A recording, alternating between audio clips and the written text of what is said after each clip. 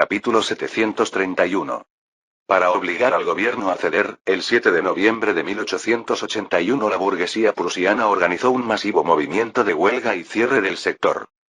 Esta medida enfureció profundamente a Federico III. Después de múltiples negociaciones infructuosas, el 10 de noviembre el gobierno de Berlín declaró la ley marcial en todo el país. Una brigada de seguridad compuesta por oficiales retirados asumió el trabajo de la policía, bloqueó las principales avenidas, selló todas las tiendas, almacenes y fábricas de los capitalistas participantes, y el gobierno asignó uniformemente los recursos nacionales. Posteriormente, Federico III ordenó la reanudación de la producción fabril. Muchos oficiales militares retirados se transformaron de la noche a la mañana, convirtiéndose en gerentes industriales. Sin contenidos técnicos y sin saber cómo gestionarlos, simplemente copiaron los métodos utilizados para gestionar el ejército.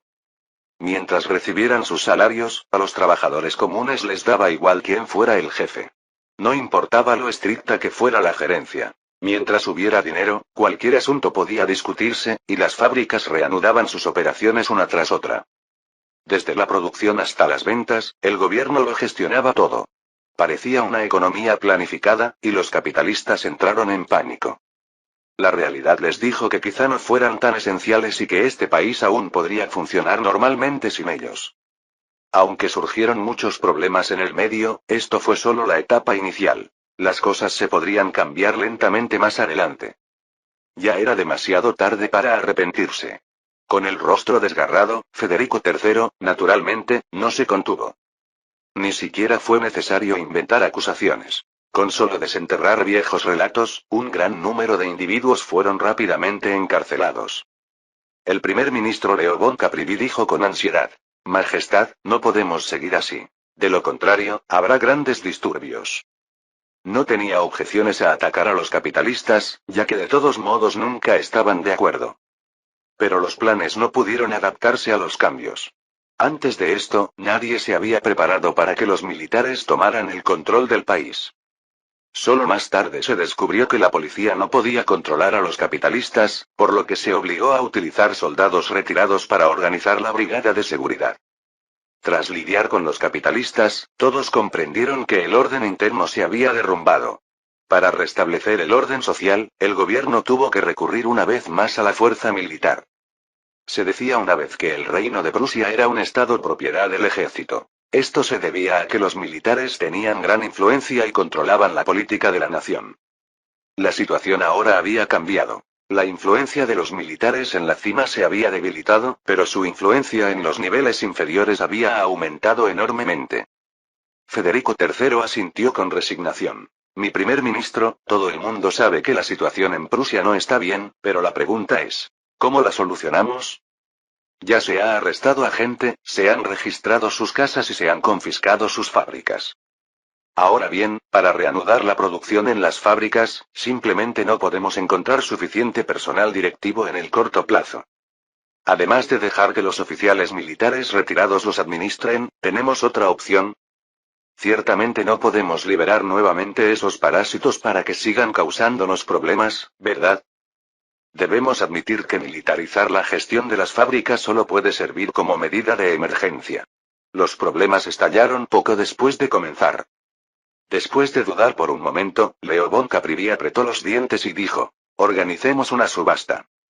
Definitivamente no podemos gestionar tantas fábricas. Vender la mayoría de las pequeñas y conservar solo unas pocas fábricas grandes para convertirlas en empresas estatales, aprendiendo del modelo de gestión de Austria. El sector industrial prusiano aún se encontraba en un estado de competencia muy diversa. Más del 80% de las fábricas del país empleaban a menos de 100 personas y solo había un puñado de grandes fábricas que empleaban a más de 10.000. El reino de Prusia era un estado capitalista y militarista, y no todos los capitalistas se habían enfrentado al gobierno. Ahora que la situación había cambiado, era naturalmente imposible aniquilar a todos los capitalistas de una sola vez. En teoría, con que se vendieran las pequeñas y medianas fábricas confiscadas, el problema de gestión se resolvería. Guillermo I asintió lentamente. Esa es efectivamente una solución. Claramente, se sintió tentado. A pesar de que el Reino de Prusia había reanudado la producción, esta capacidad era realmente escasa, con una disminución general de la eficiencia productiva del 15%, y la tasa de defectos seguía siendo alta. Estas empresas, a menos que operaran de forma aislada, estaban condenadas al fracaso una vez que entraban en la competencia internacional. La calma del mercado se vio respaldada por la reputación del gobierno. El gobierno de Berlín actuó con prontitud para garantizar el suministro y el empleo, y la gente confió en la ejecución del gobierno. El ministro del Ejército, von Roswald, propuso: Su Majestad, poner tantas fábricas en el mercado a la vez puede que no alcance un buen precio incluso si hay compradores. En lugar de eso, ¿por qué no distribuir directamente las fábricas a los soldados retirados, compensando sus indemnizaciones o pensiones? El gobierno no solo podría reducir los gastos, sino que también podría resolver coincidentemente el problema de la colocación laboral. De hecho, sería difícil conseguir un buen precio, ya que la mayoría de los prusianos con poder adquisitivo todavía estaban encerrados en prisiones. Los capitalistas restantes, incluso si tenían dinero, estaban bastante asustados en ese momento y no se atrevieron a hacer ningún movimiento precipitado. Afectadas por la devaluación del marco, las normas originales en materia de indemnizaciones y pensiones quedaron claramente obsoletas. El gobierno de Berlín se atrevió a dejar de pagar el dinero de los capitalistas, pero no podía permitirse el lujo de descontar el dinero ensangrentado de los soldados. Aunque el gobierno de Berlín aumentó los estándares repetidamente, estos no pudieron soportar la severa inflación y el gobierno no pudo seguir el ritmo de los costos crecientes. Federico III preguntó con cierta duda: ¿lo aceptarían los soldados? Ya saben, el rendimiento de estas pequeñas fábricas es bastante mediocre. Si carecen de capacidad de gestión, podrían incurrir fácilmente en pérdidas. Incurrir en pérdidas no se refería a las pérdidas bajo la gestión de los capitalistas, sino a la situación reciente gestionada por el gobierno de Berlín. Von Roswald respondió con incertidumbre: deberían aceptarlo. Podemos fijar precios de fábrica más bajos, dejándolos decidir si quieren la fábrica o no. En cuanto a la gestión, creo que la producción no será un gran problema. Son sus propias fábricas, por lo que seguramente no harán ningún lío. El problema son las ventas, pero el gobierno puede ayudar con eso. Tenemos un acuerdo con los británicos. Podemos usar bienes para compensar las deudas, así que simplemente dedujémoslas con los productos de estas fábricas. Federico III se quedó pensativo. Le preocupaba el precio, ya que de todos modos todo era gratis. Si pudiera utilizar estas pequeñas fábricas para apaciguar el ánimo de los militares y lograr que aceptaran el plan de reorganización del gobierno, a Guillermo I no le importaría regalarlas. Entonces intentémoslo, pero asegúrese de coordinarnos bien. Con varias docenas de accionistas en una fábrica, pueden surgir problemas fácilmente si no se gestiona bien.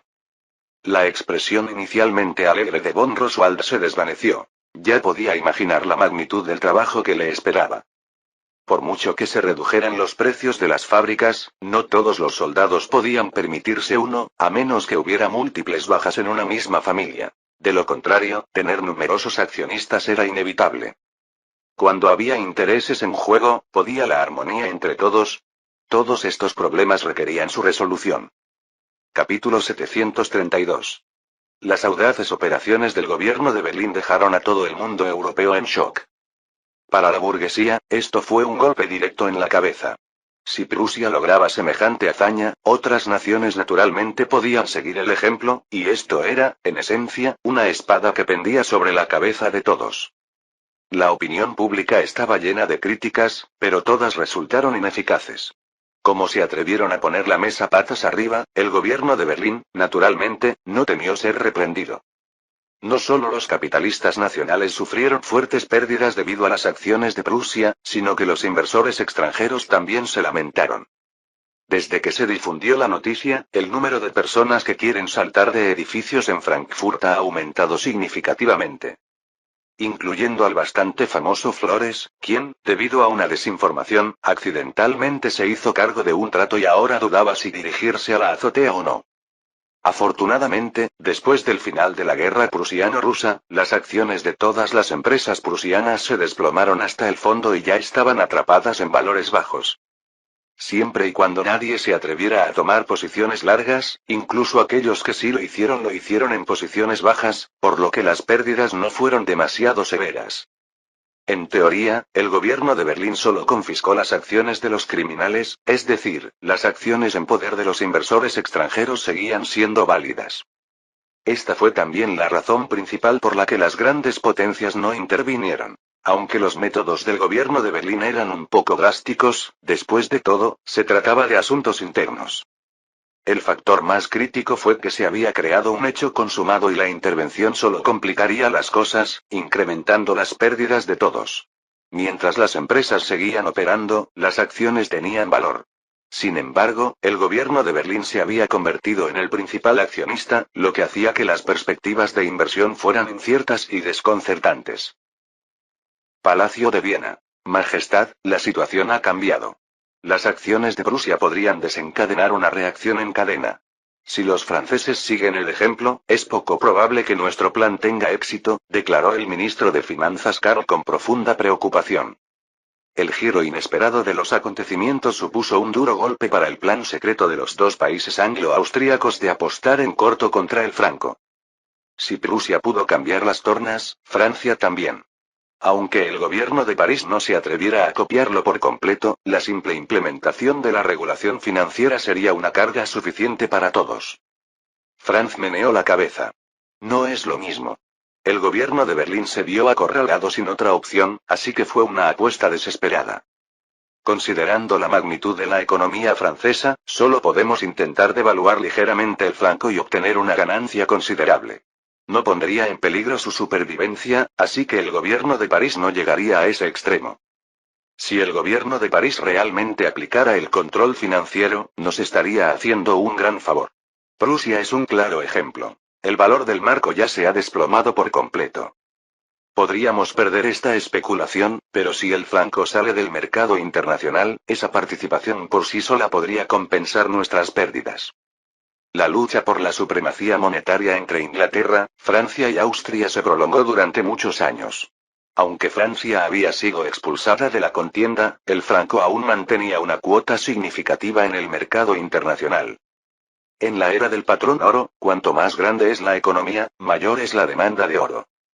Francia tenía una economía grande, pero su producción de oro era muy limitada y no podía satisfacer la creciente demanda.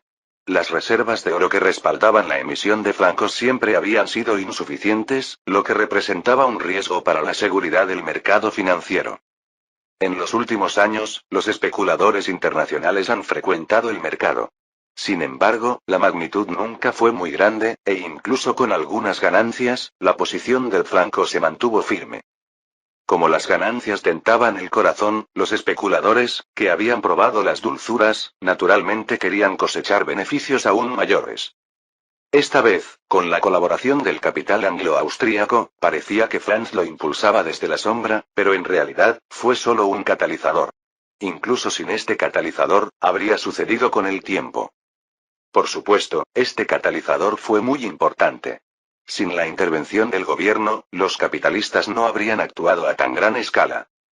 En esencia, los franceses estaban siendo reprimidos por Inglaterra y Austria porque amenazaban los intereses de ambos países. El plan de desarrollo africano del gobierno de París era demasiado exasperante. En los últimos años, la industria textil francesa se había desarrollado rápidamente y ya había arrebatado una cuota de mercado considerable a la británica. Eso solo fue suficiente para causar dolor a los británicos, y con el plan de desarrollo africano que priorizaba el cultivo del algodón, ¿cómo podría John Bull soportarlo? Además del cultivo del algodón, el plan de desarrollo africano francés también incluía la introducción de nuevas tecnologías agrícolas en la región del norte de África para ampliar la superficie de cultivo de productos agrícolas, lo que nuevamente perjudicaba los intereses de Austria. En tales circunstancias, si Francia no hubiera enfrentado la represión de los dos países anglo-austríacos, esto realmente habría sido un problema. En comparación con la lucha por la cuota de mercado internacional del franco, que era secundaria, los que estaban interesados eran sobre todo los círculos financieros. Tras una breve pausa, Franz añadió: el plan ha avanzado hasta tal punto que ya no es posible simplemente retirarse. No sé mucho sobre cuestiones financieras, por lo que dejo que quienes han venido de otras carreras se hagan cargo. Por ahora, sigamos con el plan y aumentemos el dumping sobre Francia para que consuma la mayor parte posible de sus reservas de divisas. Lo que se esperaba finalmente llegó. Influenciada por las políticas especiales del gobierno de Berlín, la bolsa de Berlín se desplomó tan pronto como abrió sus puertas el 11 de noviembre de 1881. Una pérdida del 50% se consideró un buen desempeño, ya que muchas acciones quedaron en solo el 20 o 30% de su valor, y algunas incluso cayeron por debajo del 10% de su capitalización de mercado original. Los activos netos de ciertas empresas eran varias veces superiores a su valor de mercado, un caso clásico de inversión del valor de mercado. Todo esto era normal. Los activos no son lo mismo que el efectivo. Durante una caída de la bolsa, los activos inevitablemente se reducen. Hubo muchos lamentos de quienes se vieron obligados a vender a precios bajos para recaudar fondos y superar los tiempos difíciles. Con el desarrollo del libre comercio y los vínculos económicos cada vez más estrechos entre las naciones, una caída del mercado de valores en Prusia significó que otros países no podían esperar escapar ilesos. Las primeras ciudades afectadas fueron, naturalmente, Frankfurt y Londres. La primera resistió menos de 3 días antes de desplomarse por completo. La segunda apenas duró 5 días antes de seguir su ejemplo. La caja de Pandora se había abierto y el colapso de la bolsa se extendió rápidamente por todo el continente europeo, con los mercados bursátiles de todos los países gimiendo en angustia. En menos de una semana, el índice bursátil de Viena había caído un 10%, alcanzando su nivel más bajo en 5 años. Naturalmente, dado que ambos países anglo-austríacos estaban sufriendo caídas en sus mercados bursátiles, Francia no podía ser una excepción. París, los inversores enojados incendiaron directamente la bolsa, pero afortunadamente el personal llegó a tiempo para extinguir el fuego. En el Palacio de Versalles, Napoleón IV aún no se había recuperado del shock de la caída de la bolsa cuando la ministra de Economía, Elsa, entró apresuradamente. Su Majestad, tenemos un grave problema. Cientos de bancos, entre ellos el Banco de París, el Banco Francés y el Banco Imperial, se enfrentan a pánico bancario. La situación es desesperada. Muchas personas tienen sus certificados de depósito y exigen cambiarlos por libras esterlinas y escudo divino, y nuestras reservas de divisas se están agotando rápidamente. Podemos estar seguros de que alguien está vendiendo el franco a corto plazo. Esta corrida bancaria es solo el principio. El enemigo aún tiene ataques por lanzar. Al oír esta mala noticia, la palabra tormenta financiera surgió de inmediato en la mente de Napoleón IV. Tras una breve pausa, preguntó con ansiedad. ¿Sabemos quién está manipulando esto? La ministra de Economía, Elsa, respondió. Hay muchos participantes, están involucrados casi todos los principales bancos y firmas de valores del mundo. Se puede inferir aproximadamente que la fuerza principal es el capital anglo-austríaco. El enemigo es extremadamente poderoso y, según la información que hemos reunido, se estima preliminarmente que podría tener entre 3 y 5 mil millones de francos. De 3 a 5 mil millones de francos puede parecer insignificante para una gran nación como Francia, que representa aproximadamente el ingreso anual del gobierno francés. Sin embargo, se trata de efectivo, no de activos. En los mercados financieros, una suma tan grande de dinero podría movilizar cientos de miles de millones de capital internacional para atacar el mercado financiero francés. Napoleón IV palideció y dijo. El enemigo ha acumulado tanto capital, ¿y nuestro departamento financiero no sabe nada al respecto? Dado que el escudo de la Unión y la libra esterlina son monedas de liquidación internacional, las reservas de divisas tanto de Inglaterra como de Austria son relativamente bajas, de hecho incapaces de desembolsar tantos francos. En realidad, la circulación total de francos en el mercado internacional es de tan solo unos pocos miles de millones. Esto significa que los fondos que iniciaron las corridas bancarias solo pudieron provenir de Francia. La ministra de Economía, Elsa, respondió en voz baja. Recientemente, varios de nuestros principales bancos nacionales han emitido préstamos sustanciales en el exterior, todos para proyectos comerciales normales, que no atrajeron mucha atención. Esto lo determina el sistema. Los bancos tienen libertad de conceder préstamos y el gobierno francés no tiene derecho a interferir. Como no se puede controlar, naturalmente no se le toma en serio. Al fin y al cabo, los propios bancos son responsables de sus ganancias y pérdidas. El gobierno no tiene por qué pagar la factura. Napoleón IV se quedó corto de palabras, pues sabía perfectamente que en esta ola de corridas bancarias estaban implicados consorcios financieros nacionales, y sin embargo no podía hacer nada. Si no fuera por las recientes medidas del gobierno de Berlín que han asustado a la burguesía, seguramente no habría habido escasez de capital francés en las fuerzas que ahora apuestan por el franco. Ahora que se han escondido, ya le están dando bastante prestigio al gobierno. Seguramente no podemos esperar que dejen de ganar dinero, ¿verdad? Después de reflexionar durante un rato, Napoleón IV preguntó: ¿Cómo planeas lidiar con esta crisis? Ministra de Economía Elsa. A diferencia de antes, esta vez el enemigo es feroz y definitivamente no se conformará con una pequeña ventaja. Capítulo 733. Lyon, el mayor centro textil de cáñamo de Francia, conocido desde hace tiempo como el centro continental de la seda, se ha convertido ahora en una metrópolis solo superada por París. En este momento, esta joya deslumbrante ha perdido su brillo. Afectados por el dumping de los dos países anglo-austríacos, los sectores industrial y comercial franceses se enfrentan a su mayor desafío. La gran mayoría de las empresas ya han anunciado despidos y recortes de producción, y las filas de quienes buscan trabajo en las calles aumentan día a día, con muy pocas nuevas vacantes. Casi todas las campañas de reclutamiento terminan en un altercado. Incluso para contratar solo de 3 a 5 personas, decenas se postulaban. Se podría decir que este es el momento más fácil para contratar personal para las empresas francesas, ya que pueden seleccionar libremente a excelentes empleados. Las empresas capaces de reclutar contra la tendencia del mercado son las más poderosas. Para las empresas comunes, lo que es una crisis es una oportunidad excepcional para estos gigantes corporativos. La empresa Lyon Moore Textile Group es uno de los ejemplos más brillantes, ya que posee más de 170 fábricas grandes y pequeñas y una plantilla total que supera las 130.000 personas. Su cadena industrial abarca tanto la fase anterior como la posterior de la industria textil, incluyendo fábricas de algodón, hilanderías de cáñamo, hilanderías de lana, fábricas de seda, fábricas de impresión y teñido, fábricas de confección, e incluso sus propias plantaciones de materia prima. Además de una cadena industrial completa, Moore Textile Group también posee la tecnología textil más avanzada del momento, con más de 200 patentes diferentes. Un coloso así, incluso en caso de impacto, posee la mayor resistencia al riesgo. Mientras otras empresas sufren grandes pérdidas, Moore Textile Group aún logra obtener ganancias. Si bien estas ganancias son mínimas, siguen siendo una distinción significativa. A los ojos del mundo exterior, esta gloriosa gran corporación tampoco lo está pasando bien estos días.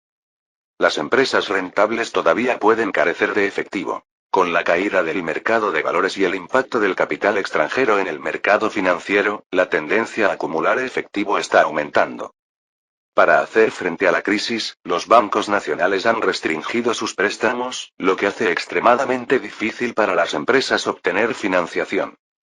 Dentro del edificio de oficinas de Moore Textile Group, el presidente Moore Saltas miró el último informe financiero y suspiró profundamente. ¿Cuándo llegará el préstamo del banco? Moore Textile Group también cuenta con el apoyo de un sindicato, pero este consorcio lionés con raíces industriales no opera en el mismo ámbito que los financieros parisinos. Este sindicato regional es el resultado inesperado de la política de apoyo industrial de Napoleón III. Si todo marcha bien, con el apoyo del gobierno francés, este grupo industrial se convertiría paulatinamente en un consorcio de talla mundial. El secretario amo respondió: Señor Moore, la situación ha cambiado. Un competidor tomó medidas y, recientemente, el Banco de A sufrió una grave fuga de fondos. El banco está recaudando fondos para su protección. Nos hemos comunicado a través de los contactos del consorcio, y el banco afirmó que, en cuanto supere la crisis de acumulación de efectivo, desembolsará el préstamo lo antes posible. Al oír esta noticia, el dolor de cabeza de Moore Saltas empeoró. Los bancos nacionales estaban restringiendo sus préstamos, y sin una relación muy estrecha, era prácticamente imposible obtener un préstamo. Dentro del mismo consorcio, tanto Moore Textile Group como Lyon Bank son pilares del sindicato, con accionistas detrás de escena que tienen participaciones cruzadas, habiendo formado durante mucho tiempo un grupo de interés comunal. Anteriormente, Moore Textile Group siempre podía recibir los máximos beneficios del préstamo del banco sin ninguna obstrucción. La negativa actual indica que el banco efectivamente enfrenta una crisis y no puede destinar recursos a su aliado. Dado que el competidor de Lion Bank había tomado medidas, seguramente no lo habría hecho sin rumbo, es decir, a corto plazo, el banco no era confiable. El desastre bursátil seguía en su apogeo. Captar capital en el mercado de valores era simplemente irreal, y como los préstamos bancarios no estarían disponibles en breve, la única vía de financiación que le quedaba al negocio era la emisión de bonos. Después de reflexionar durante un tiempo, Mursaltas abandonó decididamente esta fantasía poco práctica. Con la situación económica actual, emitir bonos sería un ejercicio inútil. Notifiquen a todos que detengan la construcción de nuevas fábricas y cancelen el proyecto de plantación en África. Que cada departamento haga un inventario minucioso y suspenda todo proyecto que no sea de emergencia, dijo. En los últimos años, Moore Textile Group se ha expandido vertiginosamente. Las ganancias de la empresa se invirtieron en la expansión y, al mismo tiempo, contrajo deudas considerables. Ahora, con la economía en mal estado y problemas con el flujo de caja, Mursaltas puso fin a los planes de expansión del grupo para ahorrar en gastos. El secretario Ang recordó. Señor Moore, estos planes fueron aprobados por la Junta y se han hecho públicos. Cancelarlos ahora podría causar. Mursaltas hizo un gesto con la mano. Estamos en un período extraordinario. Explicaré la situación a los directores. Avísale que convocaré una reunión de junta directiva en 3 días. Además, consígueme una reunión con el alcalde, ahora necesitamos la ayuda del gobierno. Como una gran corporación que emplea a más de 100.000 personas y que afecta sustancialmente la economía local, si Moore Textile Group cayera, la economía de la región de Lyon no escaparía a un colapso. Antes de que comenzaran las acciones de autorrescate de Mursaltas, Keith Anderson, el jefe del Ministerio de Comercio, intervino rápidamente. Presidente, hay problemas. Acabamos de recibir noticias de que muchos pedidos internacionales del grupo han sido rechazados por los compradores. Probablemente se trate de un sabotaje selectivo, y el Ministerio de Comercio ya ha enviado personal para negociar con ellos, pero las perspectivas son sombrías. Ahora mismo, la mercancía sigue en los barcos, sin poder descargarse. El Ministerio de Comercio ha notificado a todas las partes que suspendan los pedidos con destino al exterior hasta que se complete una verificación adicional antes de decidir qué hacer a continuación. Pero aún es un paso tarde. 7 barcos más ya han zarpado. Esta fue la peor noticia que Mursaltas había escuchado jamás, sin lugar a dudas. Anteriormente, el grupo Moore había incumplido ocasionalmente los pedidos, pero como siempre recibían un depósito, aún podían obtener ganancias vendiendo a un precio más bajo. Las pérdidas eran mínimas y manejables para el grupo. Sin embargo, esta violación simultánea de varias órdenes fue un asunto completamente distinto. Fue claramente una acción dirigida. En tiempos normales, el gran alcance de Moore Textile Group significaba que las pequeñas perturbaciones significaban poco. Pero ahora era diferente. En medio de la feroz competencia del mercado, encontrar un nuevo comprador era extremadamente difícil.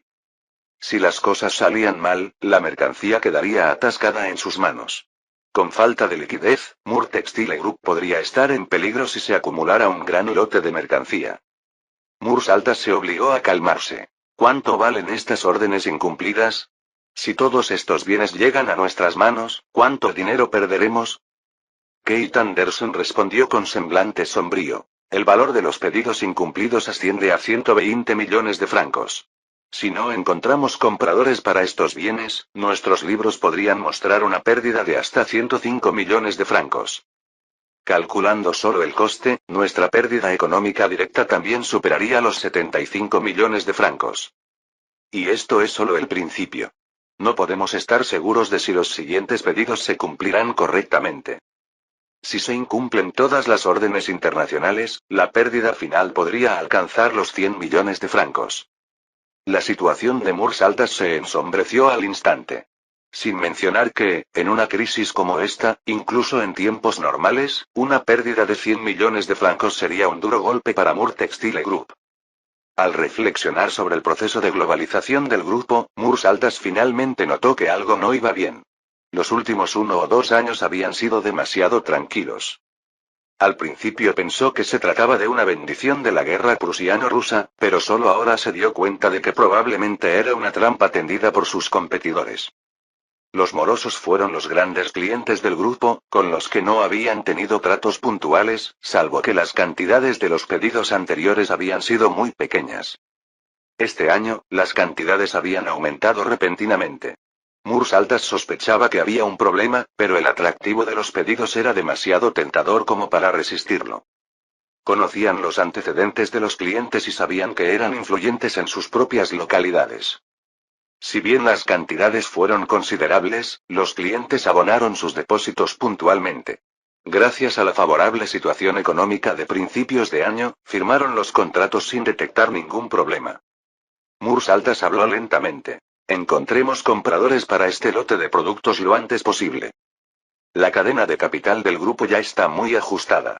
Con el estallido de la crisis financiera nacional, debemos recaudar más efectivo para estar preparados ante cualquier eventualidad. No busques ganancias ahora.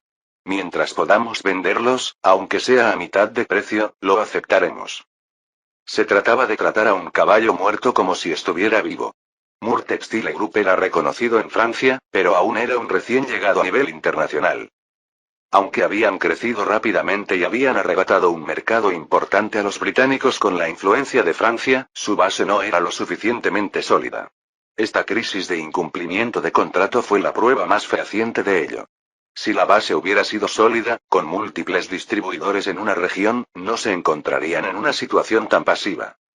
Dado que el enemigo había actuado, naturalmente anticiparían sus esfuerzos por encontrar nuevos compradores. Vender este lote de mercancías rápidamente sería más fácil si pudieran enviarlo de vuelta a su país de origen. Claro, eso era solo una ilusión. Sin mencionar los costos adicionales de transporte, importar bienes solo para traerlos de vuelta sería vergonzoso, pero claro, los capitalistas son conocidos por su dureza. La cuestión clave fue que el mercado francés también sufría el dumping de los productos textiles británicos. Los productos de Moore Textile Group solo podían mantener ganancias mínimas. Si lanzaran más productos al mercado, empezarían a incurrir en pérdidas. Si pudieran mitigar las mercancías no vendidas con una pequeña pérdida, los capitalistas ya lo habrían hecho. Hoy en día, ¿quién no tiene almacenes llenos de mercancías sin vender? Sin ellos, uno difícilmente se atrevería a llamarse empresario. El problema surge cuando los precios de venta de los bienes bajan pero los volúmenes no aumentan. Es como añadir escarcha a la nieve y resulta realmente mortal. Esto no es broma, sino la cruda realidad. Todos los productos industriales tienen grandes descuentos, y los productos del grupo Moore también están rebajando drásticamente sus precios para impulsar las ventas, pero el volumen total de ventas apenas ha aumentado. No fue solo el grupo Textile Moore el que se vio afectado. La industria pesada de Francia, en comparación con la industria ligera, fue escenario de una devastación absoluta. Desde que comenzó la segunda mitad del año, los precios de exportación del mercado internacional del carbón habían experimentado 5 aumentos consecutivos, con un incremento total del 26,4%, especialmente el precio del carbón de coque que había aumentado en un tercio. El fuerte aumento de los precios de las materias primas dejó a la industria siderúrgica francesa en dificultades para llegar a fin de mes. Antes de que pudieran recuperar el aliento, se enfrentaron a una fuerte caída de los precios del acero. El Reino Unido y Austria actuaron de forma concertada, con caídas en los precios internacionales del arrabio y del acero bruto del 15,4% y el 18,6%, respectivamente. La afluencia de acero barato sumió directamente a la industria pesada francesa en una era de tipos de interés negativos. El dilema al que se enfrentaba ahora la industria pesada francesa era el siguiente. Producir equivalía a perder, y cuanto más producían, más perdían.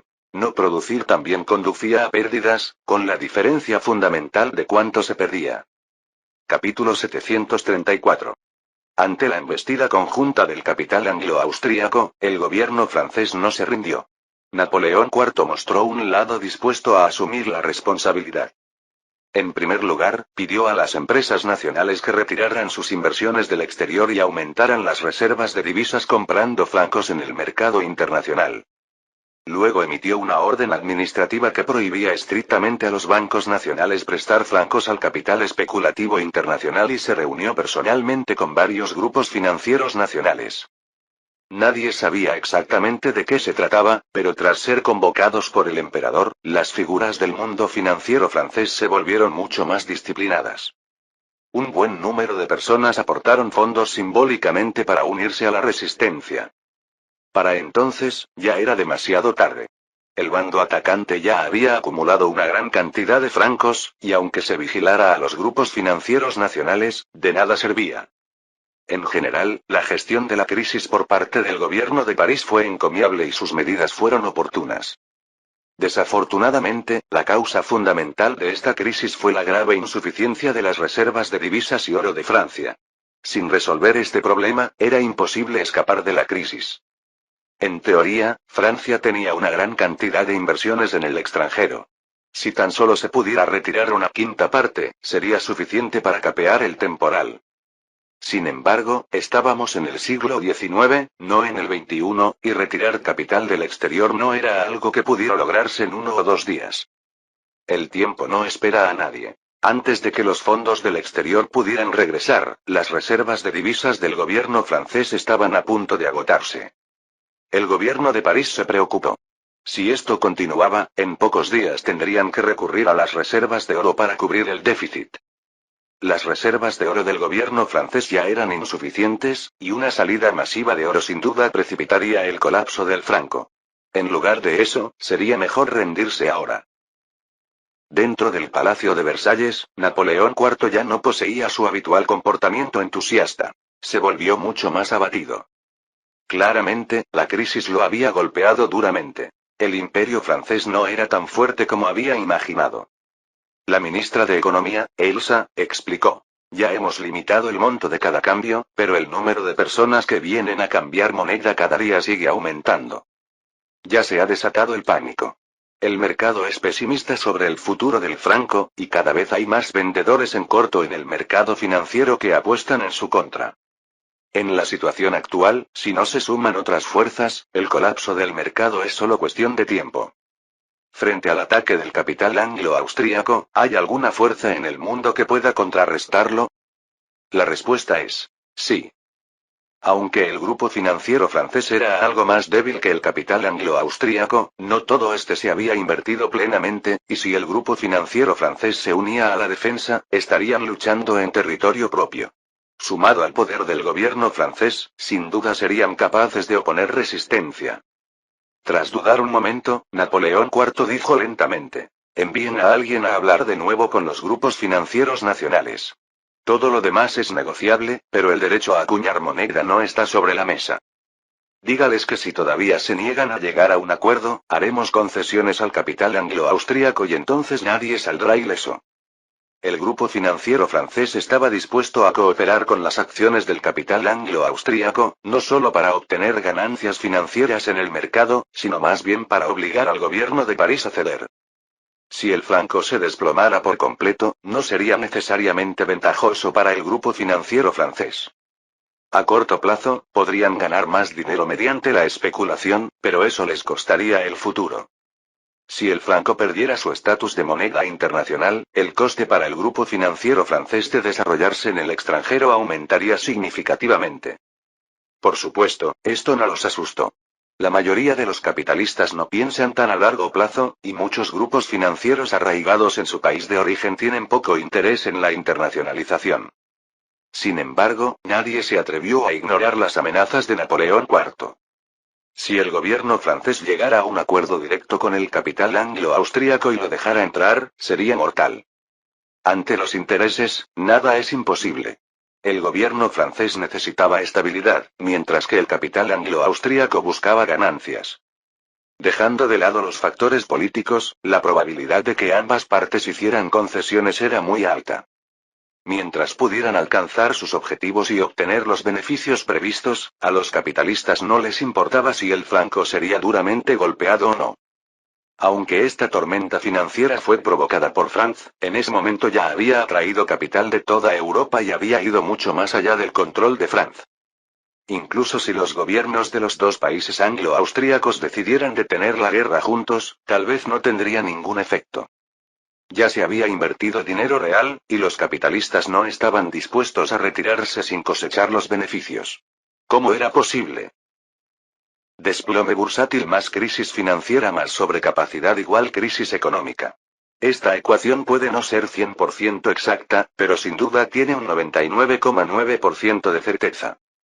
Todo empezó con el dumping de productos de Inglaterra y Austria en Francia, seguido de un desplome de la bolsa.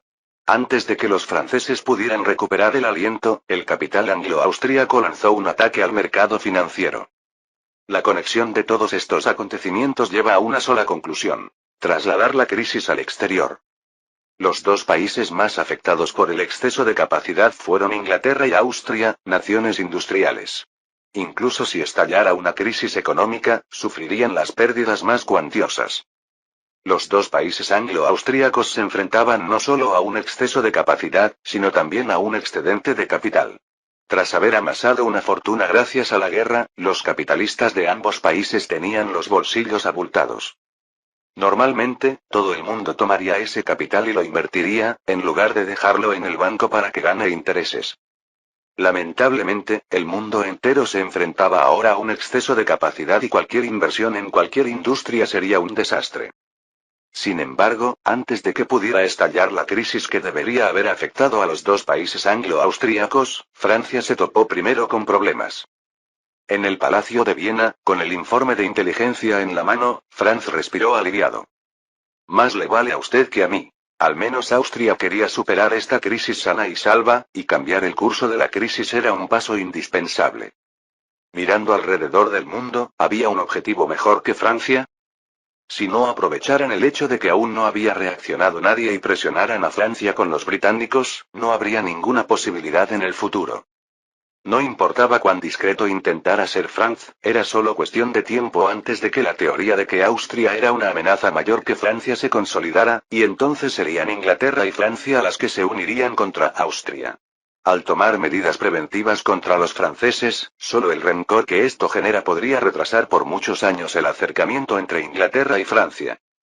Si este rencor se hubiera generalizado demasiado, era probable que, después de la crisis, la alianza entre Inglaterra, Francia y Austria llegara a su fin. Al desplazar la crisis económica y al mismo tiempo asestar un golpe al mayor competidor del continente europeo, Franz calificó esta maniobra divina como perfecta. Dejando de lado el informe de inteligencia, Franz ordenó: hagan que nuestra gente revuelva la olla en las sombras, que esta guerra financiera sea aún más sangrienta. Centrémonos especialmente en la industria pesada francesa. Hay muchas fábricas de acero francesas que aún intentan desesperadamente sobrevivir, y deberíamos apoyarlas. Mantengamos los precios internacionales del carbón muy altos y, si es necesario, incluso podemos prohibir la exportación de carbón nacional. Dejemos que los franceses sigan explorando la tecnología para fabricar acero a partir de carbón. Por cierto, difundan en Francia la idea de que la culpa de este incidente debe recaer sobre los británicos. La industria pesada era la más importante y también la más vulnerable de Francia. Debido a la escasez de carbón, incluso en 1881, un número considerable de empresas francesas aún utilizaban carbón vegetal para fundir hierro. En cuanto a la tecnología de fabricación de acero al carbón, era una broma. Tras múltiples mejoras francesas, la fabricación de acero al carbón se había estabilizado bastante. Muy estable, de hecho. La tasa de clasificación incluso superó el 10%. De todos modos, probablemente sea mejor no mencionar la calidad, ya que ni Inglaterra ni Austria reconocieron ese material como acero. Conscientes de su insuficiencia, las empresas francesas tuvieron que avanzar con determinación. Solo existían unas pocas zonas de producción de acero en Europa, ninguna bajo control francés. La región de Renania habría sido una fuente ideal de materias primas para Francia, pero, trágicamente, después del acuerdo territorial con Prusia, las minas de carbón de dicha región cayeron en gran parte en manos del consorcio anglo-austríaco. En aquel entonces, los consorcios aún no habían renunciado a la economía real. Ambas partes contaban con sus propias fábricas y, naturalmente, querían atacar a sus competidores. Ambas partes controlaron tácitamente la producción de carbón para inflar artificialmente los precios internacionales del carbón y obtener enormes beneficios de ello. Si alguien hiciera los cálculos, se sorprendería al descubrir que Bélgica, un país aparentemente insignificante, es en realidad el mayor exportador de carbón a Francia. En estas circunstancias, las empresas francesas que consumían mucho carbón se encontraban en una situación desesperada. La forma más sencilla de atacar a la industria francesa era subir los precios del carbón. Culpar a los británicos no fue exactamente injusto, ya que el ejército de la capital que atacó a Frank estaba de hecho dominado por capital británico. Quien más dinero tiene es el jefe. Quien más gana es el culpable. Desde cualquier punto de vista, los británicos eran los más sospechosos. Decir que no eran los autores intelectuales probablemente ni siquiera el público francés lo creería. En cuanto a Austria, aunque Franz fue muy activo en el plan, su posición palideció en comparación con la profunda herencia de los británicos, cuyo capital movilizado no podía igualar al de John Bull. Desde el inicio de la operación, el consorcio británico tomó la iniciativa. El grupo financiero austríaco solo pudo seguir y desempeñar un papel secundario, con un impacto posiblemente incluso menor que el del grupo financiero francés. Su mayor contribución probablemente fue la puesta en marcha de esta operación. La decisión de Franz asestó el golpe definitivo a la economía francesa. No fueron las empresas siderúrgicas que estaban al borde de la muerte las que cayeron primero, sino el destacado Moore Textile Group. Los árboles altos reciben mucho viento. En comparación con las empresas siderúrgicas que perdían dinero constantemente, todos preferían empresas rentables como Moore Textile Group. A nivel internacional, enfrentó el bloqueo de las empresas textiles británicas y los canales de venta posteriores incumplieron contratos. A nivel nacional, sufrió la mirada codiciosa del consorcio. No solo fue imposible obtener préstamos, sino que incluso hubo una farsa en la que varios comerciantes retrasaron los pagos al mismo tiempo. Desesperados, el único recurso era llevar a los comerciantes a los tribunales. Sin embargo, antes de que el juicio pudiera siquiera comenzar, Moore Textile Group, con problemas de liquidez, tuvo que declararse en quiebra y reestructurarse. El otrora famoso Moore Textile Group fue devorado por un enjambre de tiburones en medio de la reorganización, dejando tras de sí solo un desastre. Esto fue solo el principio. Los objetivos del consorcio no se limitaban a Moore Textile Group. A medida que el capital internacional inundaba los mercados financieros, el grupo financiero francés también quería su parte. Las empresas valiosas fueron divididas y consumidas, y las que carecían de valor tuvieron que declararse en quiebra. La ola de quiebras se extendió y estalló una crisis económica en Francia. Nota. No había dispositivos electrónicos, todo se operaba manualmente y el sistema financiero era muy diferente al de épocas posteriores, especialmente en términos de velocidad de las transacciones. Era imposible transferir miles de millones con solo pulsar una tecla, como se hace ahora. Capítulo 735. La crisis económica estalló repentinamente y el franco perdió su valor. En tan solo unos días, su valor se desplomó un 28,7%, conmocionando al mundo. Francia es uno de los 3 gigantes del mundo, ocupa el 5º lugar en volumen económico y su fuerza militar solo es superada por 1. Cuando el gobierno de París estornuda, el mundo tiembla 3 veces. Un gigante como él, pero su sistema financiero demostró ser tan frágil que se derrumbó tras una sola ronda de ataques. Después de terminar la cosecha, el grupo financiero comenzó a retirarse, dejando que el dinero caliente internacional soportara la furia de los franceses. Así como llegué silenciosamente, salí con gran pompa, agitando mis mangas, sin llevarme ni una sola nube. No se llevaron ni una sola nube, pero sí se llevaron una enorme cantidad de escudo divino, libras esterlinas y oro. Parecía como si, por un acuerdo tácito, el grupo financiero francés hubiera llegado tardíamente para sumarse a las fuerzas de resistencia solo después de que el consorcio internacional liderado por Anglo-Austria se hubiera retirado.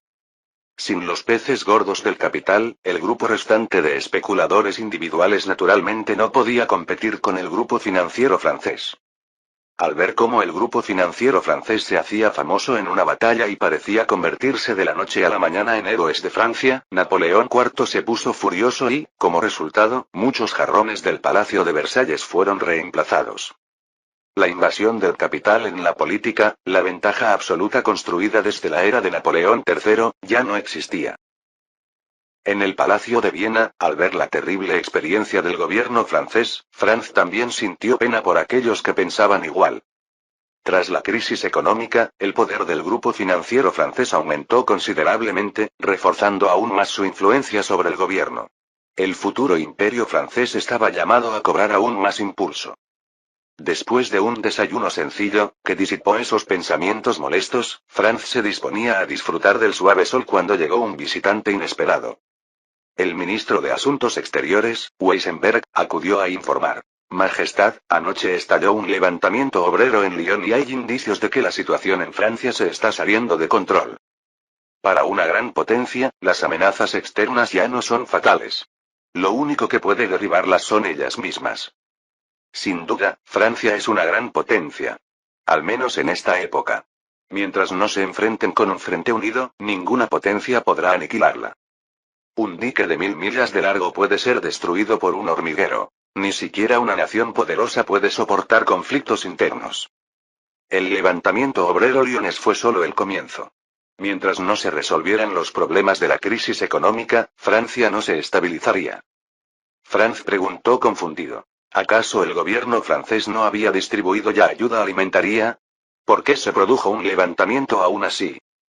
Esta fue una buena política establecida durante la era de Napoleón III, donde la clase trabajadora francesa recibió alivio por desempleo. Bajo esta política favorable, aunque los movimientos obreros en Francia seguían prosperando, rara vez se producían levantamientos. Weisenberg explicó. Según el análisis de los mensajes de la embajada, el juicio inicial es que está relacionado con la devaluación del franco. Debido al impacto de la devaluación de la moneda, los precios en Francia se han disparado y la asistencia por desempleo original ya no puede cubrir los gastos diarios de los trabajadores. Franz asintió y no se apresuró a concluir. En general, la inflación descontrolada de precios se debe a la interacción de múltiples factores. La inflación es solo uno de esos factores, y suele actuar con lentitud. No es posible que hoy el franco se devalúe y los precios se disparen de inmediato. El mercado también necesita tiempo para reaccionar. En comparación con esto, Franz estaba más inclinado a creer que el acaparamiento y la escasez de bienes llevaron al fuerte aumento de los precios. Después de dudar por un momento, Franz decidió patear a alguien cuando estuviera en el suelo. Financiar en secreto a la Organización de la Independencia Italiana con una subvención para sus actividades, y dejar que ataquen cuando sea el momento adecuado. Aunque Franz tenía poca fe en el movimiento independentista italiano, estaba dispuesto a causarle algunos problemas al gobierno francés. Sí, Su Majestad. Respondió el ministro de Asuntos Exteriores, Weisenberg. Tras una pausa, añadió. Su Majestad, según la información recogida por nuestras embajadas, debido a la presión financiera, Alejandro III ha concedido territorios recientemente ocupados como recompensa a sus súbditos meritorios. Como resultado de ello, en la región polaca y de Prusia Oriental y Occidental, recientemente ocupada por los rusos, se han producido disturbios de diverso grado. El gobernador de Königsberg del gobierno zarista ha transmitido a través de la compañía colonial su deseo de que flexibilicemos las restricciones a la inmigración. Este fue un efecto secundario de las operaciones de combate de la caballería cosaca. El ya escaso apoyo popular al gobierno zarista en la zona se había agotado por completo.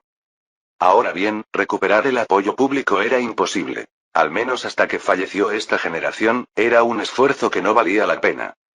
Si los rusos querían reconstruir una base de poder en la zona, necesitaban apoyar a una nueva clase dirigente. Desde esta perspectiva, la decisión de Alejandro III no fue errónea. En lugar de apoyar a los lugareños poco fiables, era mejor reemplazarlos con su propia gente. Al utilizar la tierra como una recompensa, el gobierno podía ahorrar una cantidad considerable de gastos. Austria había tomado medidas similares en la península balcánica, solo que antes de trasladarse, la mayor parte de la población local ya había sido reasentada, de modo que no había caos. Después de pensarlo un momento, Franz dijo, podemos ponernos en contacto con los rusos, bajo el nombre de la compañía colonial. De esa manera, el gobierno no necesita involucrarse directamente. Sin embargo, aún no podemos relajar las condiciones de inmigración. Solo necesitamos deshacernos de los teutones locales o de las minorías ya germanizadas. Incluso después del bautismo de guerra, la población total de Rusia, Polonia, el Báltico, Bielorrusia, Prusia Oriental y Occidental, sumadas era todavía casi 10 millones. Incapaces de ganarse el corazón de la población local, estas personas fueron la mayor fuente de inestabilidad para el gobierno zarista. Si el gobierno zarista hubiera tenido suficiente poder ejecutivo y recursos financieros, habría podido eliminar a los elementos obstinados, ejecutarlos y luego reasentar al resto, asimilándolos lentamente. Desafortunadamente, eso fue imposible. El gobierno zarista carecía tanto de poder de ejecución como de solidez financiera. Esto podría haber sido factible en la época de los zares barbudos. Podrían haberlos enviado a todos a plantar patatas. Antes de esa época, ningún gobierno zarista poseía una capacidad ejecutiva tan formidable. Los rusos no podían hacerlo, y Austria no podía permitírselo. Aceptar a un gran número de minorías a la vez sería un golpe fatal para el esfuerzo de asimilación. Incluso la integración étnica tiene sus límites. Una vez superados, las cosas pueden empezar a moverse en la dirección opuesta. Naturalmente, sin suficientes incentivos, Franz no se haría cargo del desastre ruso.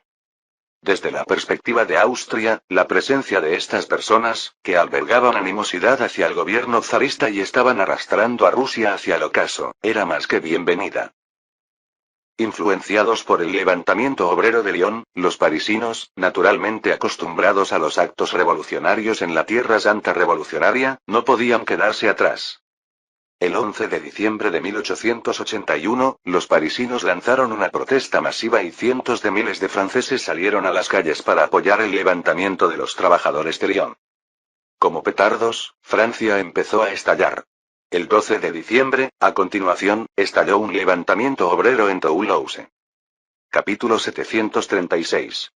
Las chispas pueden iniciar un incendio en la pradera, y la revolución puede ser contagiosa, especialmente en Francia, una tierra repleta de pensamiento revolucionario.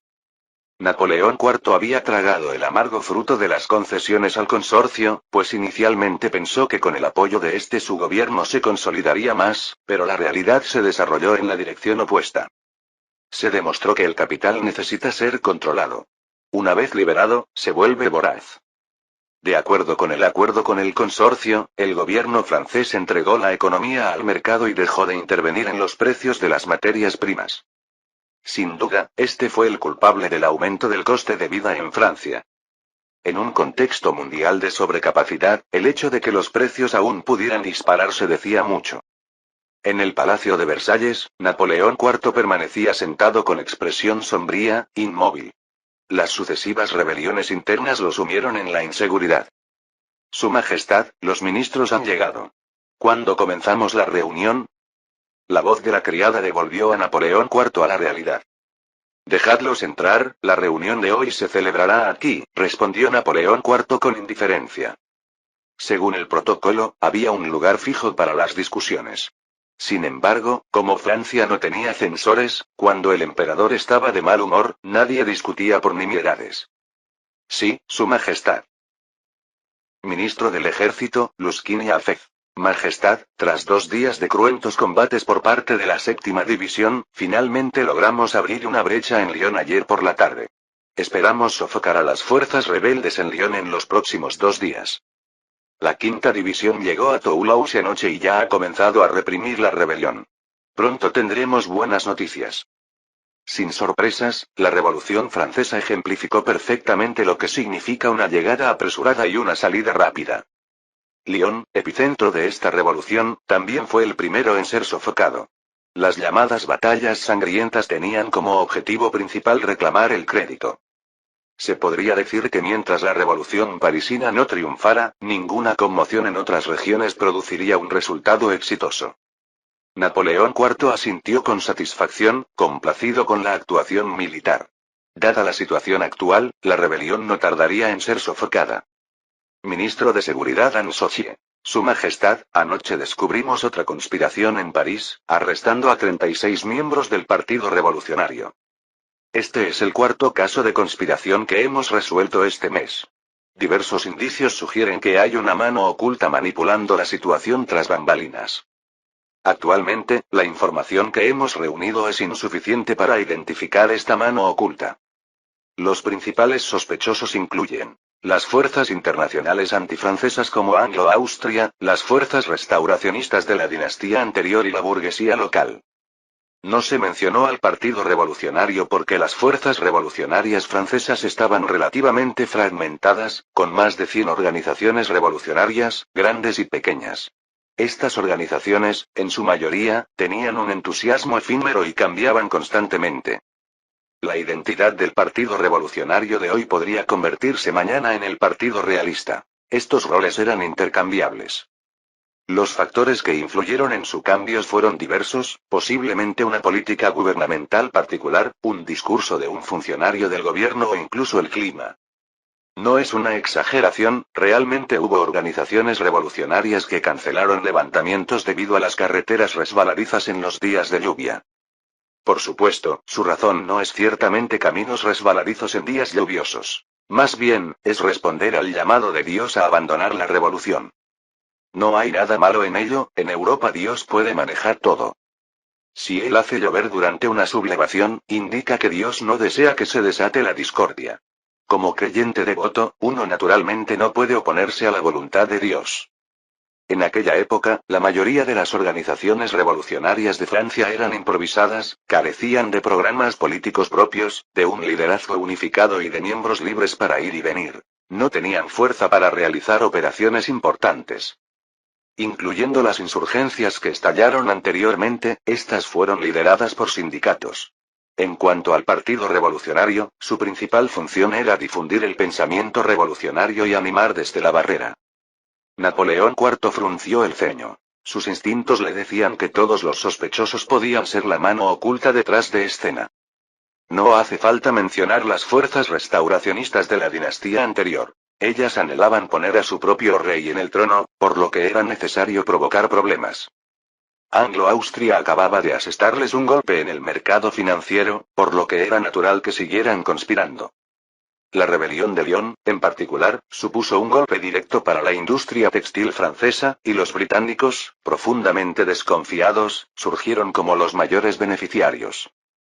Como los dos mayores competidores por la hegemonía en el continente europeo, el gobierno de Viena también tenía motivos para ser sospechoso de juego sucio. Incluso si la rebelión inicial de Lyon no tuviera nada que ver con estos dos países, ya deberían estar implicados. Y el último sospechoso, la burguesía doméstica, no necesita ninguna sospecha. Con tantos capitalistas, no todos uniformes en sus pensamientos, es normal que algunos se inclinen por la revolución. Napoleón IV suspiró. La complejidad de la situación lo hacía sentir en ascuas. Un enemigo por sí solo no era aterrador, pero la connivencia interna con fuerzas externas podía ser letal. Después de un momento de contemplación, Napoleón IV tomó una decisión. Notificar a los sindicatos, ordenarles que estabilicen los precios en el plazo de una semana. Si no lo hacen, todos los acuerdos que alcanzamos anteriormente serán anulados y el gobierno no excluye la posibilidad de tomar medidas especiales para estabilizar la situación interna. Era una amenaza flagrante, y Napoleón IV tenía muy claro cuál era su fundamento de gobierno. Si la situación seguía deteriorándose, no tardaría en seguir los pasos de la monarquía de Julio. En comparación, ofender a los sindicatos era un asunto menor. Por muy fuertes que fueran económicamente, mientras sus cimientos estuvieran bien asentados, no podían causar un gran revuelo. Los capitalistas, cada uno con un gran negocio familiar, podían emprender algunas acciones encubiertas, pero les resultaba imposible presentarse personalmente para una revolución. Mientras todos sopesaban los pros y los contras, llegó otra mala noticia. Su Majestad, ha ocurrido un desastre. Anoche estallaron disturbios en varias ciudades, entre ellas Roma, Turín, Cagliari, Chamberí y Niza. Cagliari y Chamberí han caído, otras regiones siguen luchando y los gobiernos locales piden el apoyo de las tropas estacionadas. La organización de la independencia italiana no podía compararse con el Partido Revolucionario francés local en términos de fuerza de combate. No estaban en absoluto al mismo nivel. La organización de la independencia italiana no solo tenía el nacionalismo como programa, sino que también contaba con un considerable talento militar y organizativo. Cuando la familia real cerdeña se exilió, contaba con numerosos seguidores. En los últimos años, con la bandera de la familia real Cerdeña y el apoyo encubierto de los países anglo-austríacos, la organización de la independencia italiana se unificó gradualmente. Para eliminar la organización de la independencia italiana, el gobierno francés hizo muchos esfuerzos pero logró muy poco éxito. Con el apoyo de múltiples financistas del continente europeo, el poder de la organización de la independencia italiana no solo no se debilitó sino que se hizo cada vez más fuerte. Napoleón IV exclamó en pánico: "El departamento del ejército debe enviar inmediatamente tropas para reprimirlos, no debemos darles absolutamente ninguna oportunidad de respirar". A diferencia de las rebeliones internas, los sistemas políticos de los países europeos limitan hasta qué punto pueden apoyar abiertamente a los grupos revolucionarios.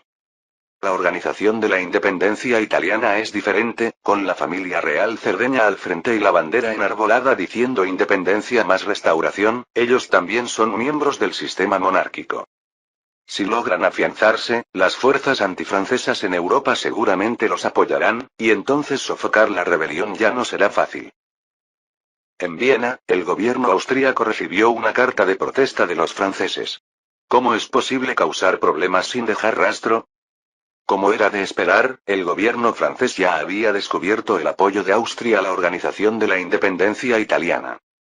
La carta de protesta de los franceses no logró provocar ninguna reacción en el gobierno de Viena y Francia la desestimó con indiferencia. Hay que reconocer que Francia simplemente atrae enemistad, especialmente después del establecimiento del gran imperio francés, es como tener al jefe villano escrito claramente en la frente, esperando que todos salgan a atacar. Aparte de las dos fuerzas principales de los dos países anglo-austríacos que estuvieron realmente involucrados en la planificación de esta rebelión, los demás países no contribuyeron mucho. Aparte de unos pocos países que habían sido intimidados política o diplomáticamente por Francia y contribuyeron como represalia. La mayoría de los países europeos simplemente hicieron donaciones a la organización de la independencia italiana por simpatía, o las familias reales lo hicieron para salvar las apariencias. Con tantos países involucrados, el gobierno de París ni siquiera sabía por dónde empezar con sus represalias. Últimamente, la mayoría de los países de Europa han recibido cartas de protesta del gobierno francés, y luego el asunto quedó ahí. Este es realmente un caso de la ley no castiga a las masas. Ni ahora ni en el futuro el gobierno francés puede usar esto como excusa para exigir responsabilidades a todos, o surgiría la alianza antifrancesa. Franz, preocupado, preguntó: ¿está realmente en peligro el gobierno de París? Socavar el imperio francés es una cosa, pero destruirlo es otra. Si el imperio francés colapsara por completo ahora, tampoco sería bueno para Austria. La revolución es contagiosa, especialmente en un momento en que el continente europeo se enfrenta a una crisis económica. Si la Revolución Francesa triunfa, inevitablemente desencadenará una nueva ola de fervor revolucionario en toda Europa. Entonces, Austria no tendría más remedio que enviar tropas para ayudar a los países europeos a extinguir las llamas. A Franz le disgustaba esta tarea ingrata y, sin embargo, obligatoria. El primer ministro Félix dijo: Su Majestad, París es ahora un polvorín. A la más mínima chispa puede producirse una explosión en cualquier momento. Si el gobierno francés gestiona la situación con eficacia y pacifica rápidamente a las clases bajas, la crisis podría aún contenerse. De lo contrario, es muy probable que la dinastía Bonaparte sea derrocada como resultado. En comparación con la crisis de París, la rebelión de Lyon y el movimiento independentista italiano no son nada. Mientras París permanezca en calma, el gobierno francés podrá acabar solucionando estos problemas triviales. Franz asintió con la cabeza. Numerosos hechos han demostrado que el mayor polvorín de la Europa moderna ya no es la península balcánica, sino la Tierra Santa revolucionaria de París. Para no detonar este barril, cuando Austria se dedicaba a sus fechorías, solo apoyaba a la organización de la independencia italiana y nunca incitaba al Partido Revolucionario a rebelarse. En esta cuestión, las posiciones de los países anglo-austríacos están unificadas. Las revoluciones parisinas están plagadas de demasiadas incertidumbres y nadie quiere salir perjudicado. El efecto mariposa ha transformado la historia europea de forma irreconocible. Franz no podía garantizar que Francia no produciría otro Napoleón. El actual imperio francés aún tiene una base sólida. Si tuviera un líder brillante, aún podría causarle problemas a Austria. Por seguridad, es mejor hervir la rana a fuego lento en agua tibia. Después de varios problemas más, cuando los franceses hayan malgastado sus recursos, sería el mejor momento para lanzarse a dar el golpe de gracia. Capítulo 737. Los acontecimientos suelen tener una naturaleza dual. Si bien la crisis económica asoló el continente europeo y desencadenó agitación política, también aceleró el establecimiento del sistema de Viena. Mientras los disparos sonaban en Lyon, el gobierno francés estaba atrapado en dificultades internas y externas. El floreciente movimiento independentista italiano casi empujó al formidable gran imperio francés al borde del colapso. Para cambiar su desventajosa situación política y diplomática, Francia necesitaba urgentemente un entorno internacional estable, y el gobierno de París no tuvo más remedio que hacer concesiones en la cuestión del desarme. Sin ninguna obstrucción francesa, la conferencia de desarme se desarrolló excepcionalmente bien. El 21 de enero de 1882, 15 países europeos, incluidos Inglaterra, Francia, Rusia y Austria, firmaron el Tratado de Restricción del Ejército. Según el tratado, los tamaños de los ejércitos nacionales eran los siguientes. Imperio ruso. 500.000. Austria. 486.000. Francia. 382.000. España.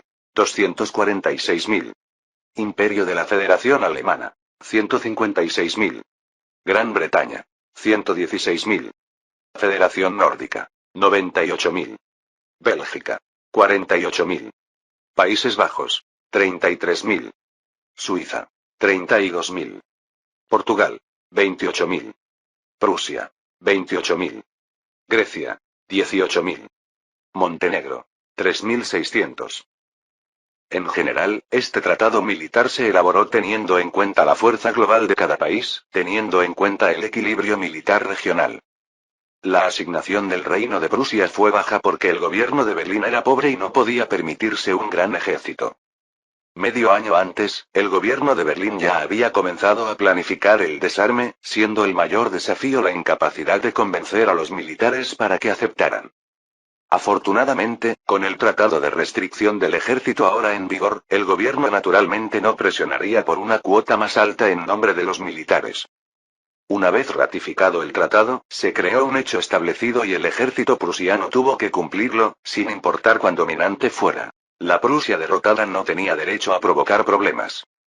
Con la firma del Tratado de Restricción del Ejército, la sombra de la guerra que se cernía sobre el continente europeo se disipó al instante. Al menos durante los siguientes 10 años, la seguridad de todos estaba garantizada. Al limitar el número de fuerzas terrestres, la ventaja de las grandes potencias siguió siendo evidente, pero con los controles mutuos entre las naciones, perdieron la capacidad de anexar estados más pequeños. De hecho, estaba dirigido principalmente contra Francia. Tras el desarme, la fuerza militar francesa era suficiente para proteger su propia seguridad, pero insuficiente para una mayor expansión. Aunque conscientes de que estaban en la mira, los franceses no pudieron evitarlo. En ese momento, Napoleón IV tuvo que frenar sus ambiciones para evitar verse atrapado entre presiones internas y externas. El Tratado de Restricción del Ejército solo limitó las fuerzas en suelo europeo. El ejército en las colonias de ultramar fue tácitamente ignorado por todos. No se trataba de dejar una puerta trasera abierta, sino de una necesidad real. Hubo principalmente 3 razones para esta omisión. Primero, las necesidades prácticas de mantener el sistema colonial, que no podía gestionarse sin una fuerza militar suficiente. En segundo lugar, la mayoría de las fuerzas militares coloniales tenían una eficacia de combate limitada y no representaban una preocupación importante. Y, por último, la limitación de la productividad de la época. Transportar tropas de ultramar al continente europeo requería importantes recursos humanos y materiales, y era económicamente menos viable que simplemente ampliar las fuerzas armadas. Tras la firma del tratado militar, el resto quedó abierto a discusión. El propósito del sistema de Viena era: los países de Europa garantizar colectivamente la seguridad interna de los demás para mantener la paz y la estabilidad en el continente europeo. En una época en que el sentimiento antibélico estaba en aumento, los gobiernos no tenían ningún interés en iniciar guerras en suelo europeo y, naturalmente, no rechazarían tales acuerdos. Las principales disputas giraban en torno a los detalles, pero en general, los países europeos amaban la paz. Aunque los políticos no estuvieran inclinados a ella, la situación internacional y la opinión pública europea los harían favorecerla. Justo cuando todo el mundo celebraba la llegada de la paz, otra carrera armamentista empezaba a tomar pie. En el Palacio de Viena se estaba celebrando en secreto una conferencia militar que determinaría el futuro de Austria e incluso del mundo. En ese momento, Franz sostenía un conjunto de especificaciones de diseño de un buque de guerra que resultarían muy familiares a cualquiera que conociera la historia del desarrollo naval. Desplazamiento 14.147 toneladas, desplazamiento a plena carga 15.786 toneladas. Longitud 126,7 metros, manga 21,86 metros. Autonomía de crucero de 10 nudos / 4.700 millas náuticas, velocidad máxima de 18,3 nudos. La capacidad de diseño de almacenamiento de carbón es de 950 toneladas. Equipado con 4 cañones principales de 305 milímetros, 10 cañones de disparo rápido de 150 milímetros, 16 cañones de disparo rápido de 57 milímetros, 12 ametralladoras de 47 milímetros y 7 tubos lanzatorpedos de 450 milímetros. Así es el comienzo del pre-Dreadnought. El efecto mariposa de Franz aún tuvo un impacto en la historia del desarrollo naval. Sin la guerra entre Prusia y Francia, la armada francesa no se desvió de su rumbo debido a problemas de financiación y, junto con la ascendente armada austríaca, la competencia en el mar fue mucho más brutal que en el mismo período de la historia. Con la competencia llega el desarrollo, y en esta era de cambios rápidos nadie se atrevió a quedarse quieto. En este contexto, la tecnología naval de diversos países había avanzado al menos una década por delante de su período histórico y el concepto de los pre-Dreadnoughts había surgido de forma natural. En este asunto, Franz no pudo ayudar. Los buques de guerra son un reflejo de la fuerza industrial de una nación, no algo que pueda impulsarse únicamente con una supuesta idea. Si uno observara con atención, descubriría que a los diseñadores nunca les falta creatividad y que hay una gran cantidad de conceptos avanzados que quedan de lado por diversas razones. Por no hablar de los pre-Dreadnoughts, ideas como Dreadnoughts y portaaviones ya habían sido propuestas. Al principio, Franz se quedó asombrado, pensando que se había topado con un compañero transmigrante, pero resultó que estaba pensando demasiado las cosas. La persona que propuso un concepto similar al Dreadnought, no lo discutiremos por ahora, aunque un poco adelantado a su tiempo, todavía era aceptable y, con la fuerza industrial de Austria, había una ligera posibilidad de implementación. Por el contrario, quienes diseñaron portaaviones eran mucho más interesantes. Tomemos, por ejemplo, la teoría de los portadirigibles. Como su nombre indica, consiste en colocar dirigibles en buques y lanzarlos al aire para bombardear durante el combate. Tecnológicamente, esto no supone ningún problema. Dejando de lado por un momento la precisión del bombardeo, el problema clave es que el dirigible tarda en ascender, y para cuando estás en el aire, el enemigo podría ya haberte enviado al mar. Y eso no es ni la mitad. Otro diseñador propuso una táctica de ataque suicida, y Franz casi pensó que era una reencarnación de los escuadrones kamikaze. Los aviones acababan de nacer, y el combate era impensable. Sin embargo, un diseñador se atrevió a imaginar colocar aviones en barcos para usarlos como bombas de un solo uso, estrellándolos directamente contra buques enemigos durante la guerra. No hay ningún problema técnico, pero ¿dónde encontrarías tantas almas valientes dispuestas a pilotar un avión en un accidente suicida? En cualquier caso, una creatividad tan amplia es encomiable. En cuanto a sus conceptos de diseño, primero los guardaremos en la reserva de tecnología naval. Franz preguntó: ¿cuánto tiempo tomaría construir un acorazado así? Los diseños que llegaron a sus manos habían sido revisados múltiples veces por el Ministerio de Marina y solo fueron presentados después de confirmar que no había problemas técnicos. El ministro de Marina Castaing respondió: a un ritmo normal de construcción, tomaría alrededor de 1 año y medio, pero si aceleramos el proceso, podría completarse en 1 año. El tiempo de construcción es de 1 año y medio, sumando el tiempo de preparación previa y el período de prueba después de la agotadura, podrían pasar hasta 2 años antes de que el barco pueda ser realmente puesto en servicio. En comparación con los acorazados anteriores, esta velocidad era lenta. Pero en comparación con los acorazados futuros, esta velocidad era bastante rápida. En términos generales, la construcción del primer buque de guerra de nuevo tipo es la más lenta y, a medida que se construyen más, aumenta la velocidad de los buques posteriores. Franz asintió y dijo con indiferencia. Continúe con la velocidad de construcción normal, solo construya uno por ahora para ver el efecto. Los pre-dreadnoughts no son baratos. Un cañón principal cuesta 20.000 escudos divinos y un buque de guerra cuesta más de 1.000.000 de escudos divinos. Los costes podrían disminuir más adelante, pero como prototipo, el primer buque de guerra definitivamente no será barato. Los parámetros indicados literalmente no equivalen al rendimiento real, que solo se puede conocer una vez construido el buque de guerra. Los valores de diseño son teóricos y, en circunstancias normales, habrá algunas discrepancias. La magnitud exacta del error depende de la suerte. Capítulo 738. En cierto sentido, los disturbios internos en Francia habían retrasado la explosión de la expansión de la armada austríaca. Los pre-dreadnoughts fueron simplemente un producto de transición con una vida económica muy corta. La gloria de los pre-dreadnoughts en la línea temporal original duró solo alrededor de una década. Quedaron obsoletos antes de poder ser desmantelados. Desde un punto de vista económico, fue una muy mala inversión. Sabiendo que este tipo de buque de guerra no era rentable, Franz decidió construirlos y hacerlo a gran escala. Antes del nacimiento de los dreadnoughts, los acorazados pre-dreadnought todavía eran formidables, al menos superaban a todos los demás buques de guerra que se encontraban en el mar. Mientras Austria los construyera en gran escala, el Reino Unido y Francia tendrían que seguir su ejemplo. Debido a su preocupación por el dominio naval, tendrían que construir aún más buques de guerra. Perder dinero significaba perder dinero. Mientras sus competidores perdieran más, a Franz no le importaba dejar que este juego perdedor continuara. Por desgracia, en este intento de reprimir a Francia, había subestimado la pasión del público francés por la revolución y, con mano ligeramente temblorosa, había exagerado un poco, casi provocando la caída del gobierno francés. En tales circunstancias, si los franceses hubieran querido seguir con la construcción naval, la realidad no se lo habría permitido. Sin otra opción, Franz tuvo que reducir el ritmo de expansión naval, esperando a que el gobierno francés estabilizara la situación antes de continuar con la costosa competencia.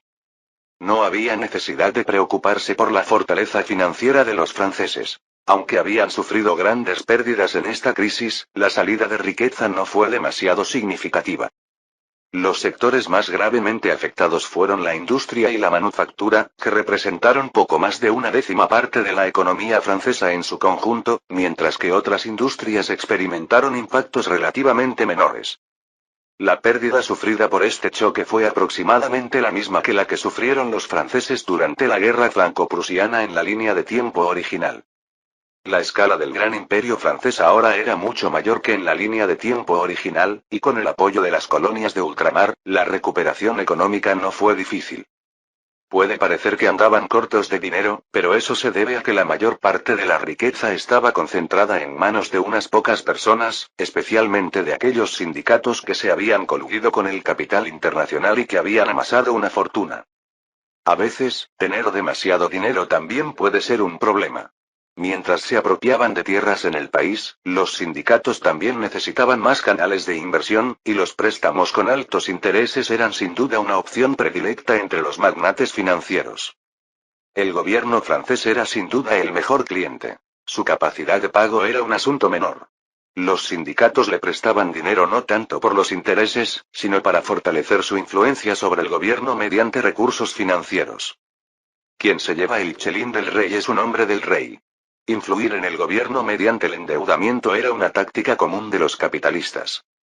La descripción más precisa es que se había producido un desastre interno de tal magnitud y el gobierno de París aún no carecía de dinero. Cuando un gobierno está profundamente endeudado, gradualmente se vuelve dependiente y puede incluso llegar al punto en que no puede operar sin el apoyo de sus sindicatos. En ese momento, al formular políticas, inevitablemente habrá cierto sesgo. Considerando la situación actual, la economía francesa no era optimista a largo plazo. Si el gobierno quería estabilizar la situación, tendría que crear más empleos y reducir el desempleo.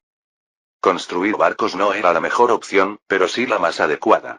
No solo podía estimular la demanda interna, sino que además evitaba el riesgo de desperdiciar la inversión. Mientras Inglaterra y Austria comenzaran a construir, el gobierno de París sin duda seguiría el ritmo. Una vez construidos suficientes pre-Dreadnoughts, podría comenzar la era de los Dreadnoughts, lo que desencadenaría otra ronda de competencia despilfarradora. El único pesar fue que John Bull había abandonado el modelo de las dos potencias demasiado pronto. De lo contrario, la carrera armamentista podría haberlos arrastrado hacia abajo. Sin el estándar de dos potencias, el objetivo británico solo era superar a la segunda potencia en un 65%. Dado que el tonelaje total de la armada austríaca representaba el 84% del de la francesa, el plan de construcción naval británico se redujo de 1,84 a 1,65. Podría parecer una mera reducción del 0,19, ni siquiera un 11%, y basándose en los costes actuales de construcción naval del Reino Unido, parecía un problema de solo unos pocos millones de libras, aparentemente sin presión sobre el gobierno de Londres. En realidad, no se trataba de una simple cuestión de millones de libras. Lo más caro de una armada no eran los costes de construcción naval, sino la posterior construcción de puertos, el mantenimiento de los buques y los salarios de los marineros, que superaban con creces los costes de construcción de los buques. El primero es un pago único de millones, mientras que el segundo supone un aumento de millones cada año. Incluso John Bull, con su vasta fortuna, debe actuar con cautela en este asunto. A juzgar por la situación actual, parece que los primeros en ser arrastrados a la muerte serán los franceses. Esto está determinado por su fortaleza nacional integral, sus capacidades financieras siempre han estado entre las más bajas entre las tres potencias y el encuentro con tantos problemas frustrantes solo amplía aún más la disparidad financiera. En la ciudad de Molo, en Prusia Occidental, los habitantes estaban reunidos alrededor de un cartel. Por sus rostros sombríos, era evidente que no eran buenas noticias. Después de que el soldado ruso que había colocado el cartel se marchara, un joven rompió el silencio. Nos están pidiendo impuestos por adelantado otra vez, es la quinta vez, ¿cómo se supone que vamos a vivir? Después de que los rusos ocuparon la región de Prusia Occidental, el gobierno zarista, en un intento de ganarse el corazón del pueblo, anunció inmediatamente reducciones de impuestos y abolió la mayoría de los impuestos de la era del Reino de Prusia. Sin duda, esta política fracasó. La calidad de una política no reside en la política en sí. Lo que más importa es su implementación. Con la pésima disciplina militar del ejército ruso, ni siquiera las mejores políticas pudieron resistir su mal manejo. Bajo la fuerza del odio, la población local apoyó aún más al gobierno de Berlín. La aparición interminable de guerrilleros acabó por agotar la paciencia del gobierno zarista. Después de la guerra, los rusos abandonaron su plan de encantar a la población local y adoptaron el modelo zarista. En menos de un año, los rusos elevaron los impuestos de la región de Prusia Occidental al nivel de 1886. Si no hay dinero para pagar impuestos, se confiscan tierras como pago de deudas, y quienes no las tienen pueden simplemente convertirse en sirvientes contratados. Esto ocurrió no solo en Prusia Occidental, sino en casi todos los territorios recién ocupados. La causa de todo esto fueron los nobles nombrados por el gobierno zarista. Las propiedades concedidas eran, en esencia, un simple título. Poseer una propiedad no equivalía a poseer tierras. Las tierras de las fincas de la nobleza tenían dueños y, según la interpretación jurídica de que la propiedad privada es inviolable, se trataba de finanzas privadas y nadie tenía derecho a despojarlas a su antojo. Si los nobles querían convertir realmente sus propiedades en suyas, necesitaban encontrar su propia forma de arrebatárselas a sus propietarios originales. Después de las reformas de Alejandro II, el poder de los gobiernos locales y de la nobleza se vio algo disminuido. Los cambios en las tasas impositivas y la introducción de nuevos impuestos debían ser aprobados por el gobierno central. Es fácil subir los impuestos e introducir nuevos, ya que el gobierno zarista necesitaba dinero. Mientras los gobiernos locales pudieran recaudarlos y mantener la situación bajo control, no habría problema. El problema es que sería difícil revertir estos cambios en el futuro. Todos consideraban la tierra como su propiedad personal, y si no podían recuperarla, tendrían que pagar más impuestos, algo que, naturalmente, nadie quería hacer. En estas circunstancias, el tradicional método operativo de recaudación anticipada de impuestos brilló nuevamente en los territorios recientemente ocupados. Un hombre mayor, vestido con ropa fina y de aspecto extraordinario, suspiró y dijo con tristeza: Si realmente no funciona, entonces simplemente entreguen la tierra. Los rusos vinieron por la tierra, esto es solo el comienzo. Incluso si juntamos dinero para pagar los impuestos de 1886, habrá una cantidad siguiente para los impuestos de 1887, y no se detendrán hasta alcanzar su objetivo. Por grande que sea la empresa familiar, no puede soportar semejante tormento. Aún es pronto para desprenderse ahora y evitar quedarse con el terreno perdido y encima una enorme deuda. Después de hablar, el anciano se dio la vuelta y se alejó, sin darles a los demás la oportunidad de debatir. Había dicho cosas similares más de una vez antes, pero todos siempre se aferraban a una pizca de esperanza, fantaseando con que podrían conservar sus tierras. Capítulo 739. Con la marcha del anciano la atmósfera se volvió especialmente sombría. Un hombre de mediana edad gritó: «Señor Sis, espere». Una voz burlona sonó: «Deja de llamar, él es de la nobleza, a diferencia de nosotros. No bloquee su camino a la riqueza y el honor». Como si temiera que el hombre mayor no lo hubiera escuchado, levantó la voz deliberadamente. El hombre de mediana edad lo regañó: «Fikel, cierra la boca. Lord Sis no es ese tipo de persona». Cuando los rusos arrestaban a los guerrilleros hace poco, fue Lord Sis quien intervino y resolvió el problema. De lo contrario, estaríamos en una situación lamentable. Exactamente, Lord Sis es un buen hombre. Cuando mi hijo enfermó hace un año, fue él quien buscó un médico que lo ayudara. Fikel, recuerdo que fuiste inescrupuloso y recibiste una lección de Lord Sis, ¿eres? Era evidente que el viejo Sis aún tenía una reputación respetable en la ciudad, y los comentarios del joven Fikel fueron rápidamente ahogados por el coro de reproches. Normalmente, Fikel no se atrevería a mostrar hostilidad hacia un miembro de la nobleza. De lo contrario, podría ser mortal. La situación cambió con la llegada de los rusos, ya que los aristócratas locales se enfrentaron a la opresión selectiva del gobierno zarista por estar del lado opuesto durante la guerra. Fikel se burló. «Señor Sis, en efecto. Ahora no es más que un perro que ha perdido su hogar, incapaz de proteger su propia propiedad, y aún tiene el descaro para reclamar su estatus de nobleza. Los rusos le quitaron sus tierras y ahora quieren que nosotros también les entreguemos las nuestras. ¿Por qué deberíamos hacerlo?» Al ver la intención asesina en los ojos de la multitud, la arrogancia de Fikel se disipó un poco y tal vez por vergüenza, siguió adelante obstinadamente. «No me mires así. Solo estoy contando los hechos.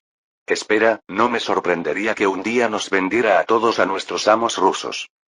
Apenas terminó, un puño voló hacia él, y antes de que pudiera entender lo que estaba sucediendo, Fikel se desmayó estrepitosamente. «Bien hecho, Volkov.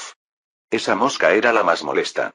Si este sinvergüenza supiera ruso, probablemente ya se habría ido con los rusos», dijo alguien. La multitud asintió en señal de acuerdo, compartiendo claramente una mala opinión de Fikel, el matón callejero. Dentro de una mansión clásica en el lado este de la ciudad, el barón Alsis preguntó preocupado: «Lite, ¿estás lista?» Lite respondió: «Está listo, podemos irnos en cualquier momento». «Pero padre, ¿podríamos irnos solos? ¿Por qué necesitamos traer a esta gente inútil con nosotros?» Claramente, Lite estaba muy reticente a la decisión del anciano de llevarse consigo a la gente del pueblo. El viejo Sis negó con la cabeza. «Lite, aún eres demasiado joven. Esas personas inútiles de las que hablas son la base de nuestro ascenso una vez más. Una vez que nos vayamos de aquí, ya no seremos los poderosos aristócratas del feudo. Solo seremos aristócratas y nada más que un título, ya has visto cómo termina eso. La nobleza no tiene mejor suerte fuera de casa. Una vez perdidos sus cimientos, apenas son más fuertes que los plebeyos. En esta guerra, el reino de Prusia quedó gravemente debilitado y Berlín ya había reunido a nobles caídos en desgracia de todos los sectores, lo que hizo que la competencia fuera extraordinariamente feroz. La ligera ventaja política que tenían no era suficiente para destacarse ni para llevar una vida de opulencia. Si abandonaran el reino de Prusia, perderían incluso esa escasa ventaja política. Por supuesto, eso no significa que un título nobiliario sea inútil. Con él, aún podían acceder a círculos superiores e integrarse más fácilmente en la sociedad local. La condición previa es que otros reconozcan su estatus noble, y sin Internet para verificar las identidades, obtener reconocimiento no fue fácil. La nobleza bien establecida no tenía tales problemas, con parientes poderosos en abundancia y amigos que los presentaban, su ilustre apellido familiar servía como la mejor prueba. Pero para nobles menores como Sis, ese no era el caso. Al carecer de un antepasado poderoso, su apellido era conocido solo en una pequeña zona, y fuera de Prusia Occidental, desconocido. Sin un grupo que proclamara su estatus, ¿cómo podrían dar a conocer su nobleza? No podrían declararse nobles ante todo el mundo, ¿verdad? Tras mirar a su hijo confundido, la vieja Sis suspiró. Algunas lecciones debían aprenderse por experiencia propia. Perdían fuerza cuando las explicaban otros. Esta vez se dirigían a las colonias austroafricanas, y las tasas de inmigración ni siquiera salían de su bolsillo. Llevarse a todos con ellos no solo era una molestia menor, sino que además no les costaba nada. Sin mencionar los favores que venderían, solo traer a tanta gente podría elevar su estatus a los ojos del gobierno colonial, y eso solo hizo que la aventura valiera la pena para Sis. Una reputación noble era valiosa, y un buen nombre podía ayudarles a entrar fácilmente en los círculos aristocráticos. Lite se quejó. Pero solo si están dispuestos. No sirve de nada acercarse a quienes no están agradecidos. Los funcionarios de la Oficina de Inmigración de Austria ya habían llegado para promover la inmigración, y aquellos que estaban dispuestos se habían inscrito y se habían marchado rápidamente. Los que quedaron fueron aquellos que se resistían a irse debido a su apego a su país de origen. El apego no era solo nostalgia, sino más bien tener propiedades aquí. Irse significaba comenzar de nuevo. Mirando fijamente a su hijo, el viejo Sis dijo con impotencia. Tonto, con los rusos causando tanto alboroto, ¿quién puede soportarlo? Ahora bien, no se trata de querer irse o no. Se trata de que los rusos expulsen a la gente. Quedarse significa convertirse en siervos. Siervo era un término exagerado, ya que el imperio ruso había abolido la servidumbre, aunque el trabajo en condiciones de servidumbre no era mucho mejor y, en algunos sentidos, incluso más miserable. Como si se diera cuenta, Lite preguntó con incredulidad. ¿Estás diciendo que los rusos y Austria? La vieja Sis regañó. Cállate, esas palabras se deben decir sin pensar. Recuerda, el desastre sale de la boca. Si no has tenido suficiente de la vida, entonces cuida tu lengua y no hables descuidadamente, y ni siquiera albergues tales pensamientos. La verdad, el viejo Sis, no la sabía ni quería saberla.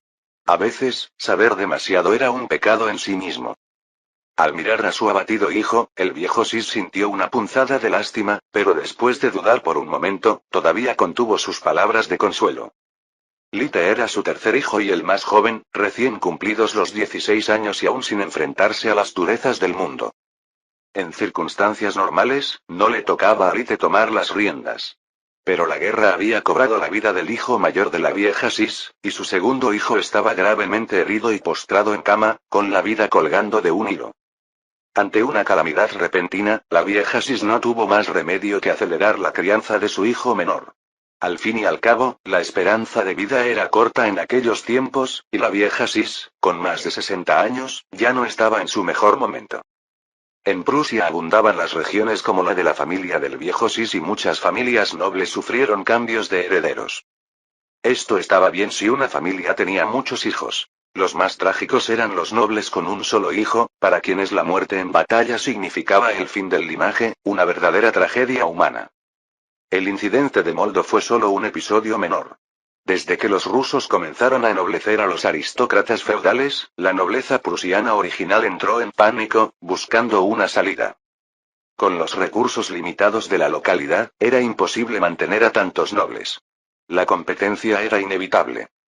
Incluso aquellos con gran ambición sabían que el gobierno zarista, considerando los elementos hostiles, querría deshacerse de ellos cuanto antes. ¿Cómo podrían competir con la línea directa del zarismo? Tomar la iniciativa para encontrar una salida e irse podría al menos permitirles llevarse parte de su fortuna. De lo contrario, una vez agotada la paciencia, corrían el riesgo de quedar completamente aislados. Los muelles a lo largo del mar Báltico volvieron a estar activos, con el ir y venir de barcos incluso más frecuente que antes de la guerra, lo que aparentemente restableció la antigua prosperidad. Desafortunadamente, esta prosperidad era una ilusión. Las ciudades portuarias, antes bulliciosas al atardecer, se habían transformado en verdaderos campos de refugiados. Los astutos funcionarios rusos ya habían alquilado casas no reclamadas en la ciudad, junto con los espacios vacíos fuera de la ciudad, a la oficina de inmigración de Austria para el alojamiento de los inmigrantes que pronto partirían. La inmigración nunca ha sido un asunto fácil. Hoy en día, los barcos tienen una capacidad limitada de pasajeros, y los buques mercantes comunes solo transportan unos pocos cientos de inmigrantes a la vez, o como máximo unos 1000. Este ya era el límite. Añadir más personas no sería transportar inmigrantes, sino traficar con seres humanos. Las personas no son mercancías. Necesitan cierto espacio personal. La alta densidad aumenta la tasa de mortalidad.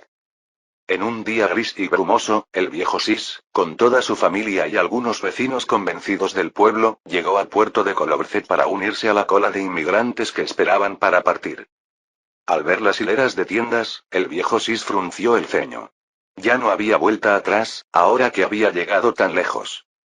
Después de alisar su atuendo y adornar su escudo familiar, el viejo Sis se armó de valor y se dirigió a la oficina de registro de inmigración. Al reconocer la llegada de un noble, el funcionario a cargo del registro lo saludó cortésmente. Varón, esta área es para el asentamiento de los plebeyos, mientras que la recepción de la nobleza se encuentra dentro de la ciudad. Hay personal especializado en la ciudad para recibirle y organizarle alojamiento adaptado a su estatus. Puede traer a su familia. Al oír esto, el viejo. La expresión de Sis se suavizó. De hecho, temía que la oficina de inmigración lo juntara con los plebeyos, lo que significaría que su nobleza quedaría anulada. Sin esta protección, intentar establecerse en un país extranjero sería difícil. Tras dar algunas instrucciones, el viejo Sis se fue con su familia, separándose del grupo principal. Las palabras del oficial fueron claras. Llevarse a su familia significaba que los demás no tenían que irse. Como era de esperar, como varón, a la familia del viejo Sis se le dio un pequeño patio separado como residencia temporal. Se proporcionaron todos los suministros básicos. Lo único que faltaba eran sirvientes. Este era un problema menor. Como la mayoría de los emigrantes se marchaban con sus familias, no faltaban sirvientes. Una vez instalada, la vieja Sis no perdió el tiempo y comenzó a visitar a otros nobles. El círculo de la nobleza podía ser tanto grande como pequeño. La red de la nobleza mayor abarcaba todo el mundo, mientras que la nobleza menor se congregaba alrededor de su puerta. El viejo Sis no era un noble importante, por lo que, naturalmente, su círculo social no era muy amplio. Sin embargo, seguía siendo un rostro familiar en el círculo nobiliario de Prusia Occidental. Mientras todavía estaba en casa, no parecía muy importante, pero ahora, al dejar su tierra natal para ir a un país extranjero, esta red se convirtió en un recurso crucial. Reunirse es un instinto humano natural. Durante varios días seguidos, el viejo Sis había llevado a su hijo a asistir a banquetes de la nobleza, haciendo bastantes amigos. Si no hubiera estado preocupado por su modesta fortuna familiar y la necesidad de un capital sustancial para futuras empresas, le habría gustado organizar un banquete él mismo. Por supuesto, eso era imposible. En el puerto de Kolovce, controlado por los rusos, los precios eran más de 10 veces superiores a lo habitual, y estaban dirigidos específicamente a los nuevos ricos como ellos. La oficina de inmigración de Austria solo les proveía las necesidades más básicas. Incluso comprar verduras tenía que salir de sus propios bolsillos, por no hablar de organizar un banquete. Además del gasto, también se necesitaban suficientes conexiones para resistir a los rusos que venían a aprovecharse de ellos. El gobierno zarista estaba empobrecido y los aristócratas recién ennoblecidos no recibían ninguna bonificación aparte de sus tierras. Muchos de ellos eran tan pobres como ratones de iglesia. Para enriquecerse, estas personas tenían estándares muy bajos. La continua recaudación anticipada de impuestos había sido inventada por estos mismos individuos. Después de un almuerzo sencillo, mientras el viejo Sis reflexionaba sobre sus planes de desarrollo futuro, la voz del ama de llaves se elevó a su lado. Varón, acabamos de recibir la noticia de que los habitantes de la ciudad de Moldo embarcarán en 3 días, mientras que nosotros tenemos que esperar otra semana. He investigado, y al gobierno colonial le gusta dispersar a los inmigrantes de la misma zona al establecerse. Casi no hay excepciones. La complexión del viejo Sis cambió drásticamente. Un asentamiento disperso significó que todos sus planes anteriores debían comenzar desde cero. Esperaba usar a los habitantes del pueblo como base para establecerse rápidamente en una tierra extraña. Ahora, eso ya no era viable. Con la edad llegó la astucia, y después de muchas experiencias, la vieja Sis rápidamente se calmó y comenzó a analizar las causas y consecuencias. Pronto encontró la razón. Por un lado, el gobierno colonial no quería que se unieran, lo cual dificultaría la gobernabilidad. Por otra parte, y lo más importante, ya no eran los primeros días de la colonización. Prácticamente todas las regiones ya contaban con una nobleza establecida. Como beneficiarios, estas personas naturalmente no querían compartir su pastel y, por lo tanto, idearon formas de limitar a estos recién llegados, lo cual no fue sorprendente. Actuaron abiertamente y con razón. Al darse cuenta de esto, la vieja Sis no pudo evitar mostrar cierta amargura. Un solo paso en falso puede llevar a una vida de arrepentimiento. Durante el período colonial inicial en Austroáfrica, había estado capacitado para participar e incluso había inspeccionado personalmente el continente africano. Pero en ese momento era demasiado orgulloso y desdeñoso con las perspectivas de Austroáfrica y estaba obsesionado con establecer el gran imperio prusiano. Sin embargo, tras décadas de esfuerzo, terminó en el exilio. Obligado por la presión de la supervivencia, no tuvo más remedio que volver a pisar esta tierra. Al haber perdido la fase de inicio y no haber conseguido ninguna acción original, unirse más tarde a una empresa ampliada no podía compararse con los accionistas anteriores en términos de trato. Aquellos que inicialmente tenían sus raíces en Austroáfrica ahora se habían convertido en la línea directa de Austria, la fuerza fundacional del gobierno colonial. Los recién llegados como ellos solo podían ser la guinda del pastel. Para el gobierno colonial, tener a estos inmigrantes era un placer, pero la vida seguiría igual sin ellos. Sabiéndolo, Austroáfrica seguía siendo la mejor opción para el viejo Sis. El mundo es cruel y la competencia es feroz en todas partes. Incapaz de quedarse en su tierra natal, con el continente europeo sumido en una crisis económica y sin oportunidades laborales en su país, no tuvo más opción que buscarse la vida en el extranjero. No ir a Austroáfrica, donde las tradiciones culturales se alineaban, y elegir un lugar donde ni siquiera se entendían el idioma o la escritura, haría que la mera supervivencia se convirtiera en un desafío. Capítulo 740.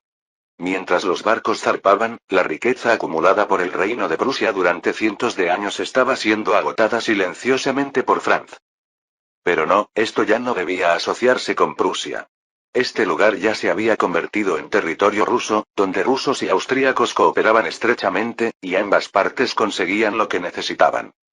El gobierno zarista había eliminado las amenazas potenciales, estabilizando la situación local. Austria había aumentado la población de su nacionalidad titular, lo que hizo que ambas partes salieran ganando. Como resultado de esta influencia, la relación ruso-austríaca se volvió aún más armoniosa. Como testimonio de su amistad, ambos gobiernos llegaron recientemente a un acuerdo para posponer el pago de un préstamo por 2 años. Basado puramente en la amistad, sin condiciones políticas.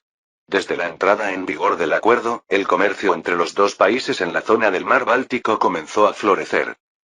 Bajo la influencia del auge comercial ruso-austríaco, las compañías austriacas dedicadas al transporte marítimo internacional fueron las primeras en salir de la crisis económica, con una multitud de barcos viajando diariamente entre el mar Báltico y las colonias austriacas. Los siguieron de cerca los negocios de productos agrícolas y bienes de consumo, con la inmigración impulsando el consumo, salvando a estas empresas del borde de la quiebra. El costo fue presenciado por el Banco Nacional Austríaco, que emitió decenas de millones de escudos divinos en préstamos de vivienda a los inmigrantes, creando artificialmente un mercado de consumo. Un disparo resonó en Lyon, quebrantando la tranquilidad del continente europeo. Tras la Gran Revolución de 1848, la ola revolucionaria se desató de nuevo en Europa. Naturalmente, Francia era una zona de desastre. Desde París hasta Roma, había panfletos y lemas revolucionarios por todas partes, muy parecidos a los pequeños anuncios en los postes telefónicos de épocas posteriores. Apagar incendios se convirtió en la tarea más importante del gobierno francés, ya que la policía y los militares no tenían tiempo para vacaciones y todos estaban ocupados sin parar. Influenciados por la ola revolucionaria, los grupos revolucionarios de toda Europa respondieron uno tras otro. El 11 de febrero de 1882 estalló un levantamiento en la capital española, Madrid. El 13 de febrero de 1882, Amberes, la mayor ciudad portuaria y de industria pesada de Bélgica, fue testigo de un levantamiento de los trabajadores portuarios. El 13 de febrero de 1882 estalló un levantamiento minero en Luxemburgo. El 21 de febrero de 1882 estalló en Suiza un levantamiento campesino.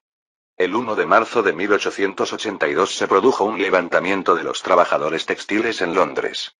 El 7 de marzo de 1882 estalló el movimiento independentista en la región de Irlanda. El 12 de marzo de 1882, Portugal vivió una revolución burguesa. El 17 de marzo de 1882 se produjo un levantamiento antirruso en la región polaca. En los últimos 2 meses, Europa ha sido testigo de cientos de revoluciones, grandes y pequeñas, y más de la mitad de las ciudades industriales han sufrido huelgas. Parecía como si Europa hubiera regresado a la era de la gran revolución de la noche a la mañana. Ver sufrir a los demás traía alegría, pero cuando era nuestro turno, nos sentíamos como si estuviéramos sentados sobre ascuas. Como líder del mundo capitalista, Austria no podía salir ilesa. En los 2 últimos meses, el gobierno austríaco ha sofocado sucesivamente el levantamiento de los trabajadores textiles de Milán, el movimiento independentista de Venecia, el levantamiento de los mineros del cobre de Sajonia y ha reprimido decenas de casos del Partido Revolucionario. Al ver estos acontecimientos, Franz quedó petrificado. Nunca imaginó que bajo su gobierno hubiera tantos rebeldes. Sin duda, más del 80% de estos revolucionarios fueron apoyados por fuerzas hostiles externas, 2/3 de las cuales eran británicas. Para alivio de Franz, durante esta ola de revoluciones, Viena se mantuvo muy estable, no solo sin señales de revolución sino ni siquiera una huelga.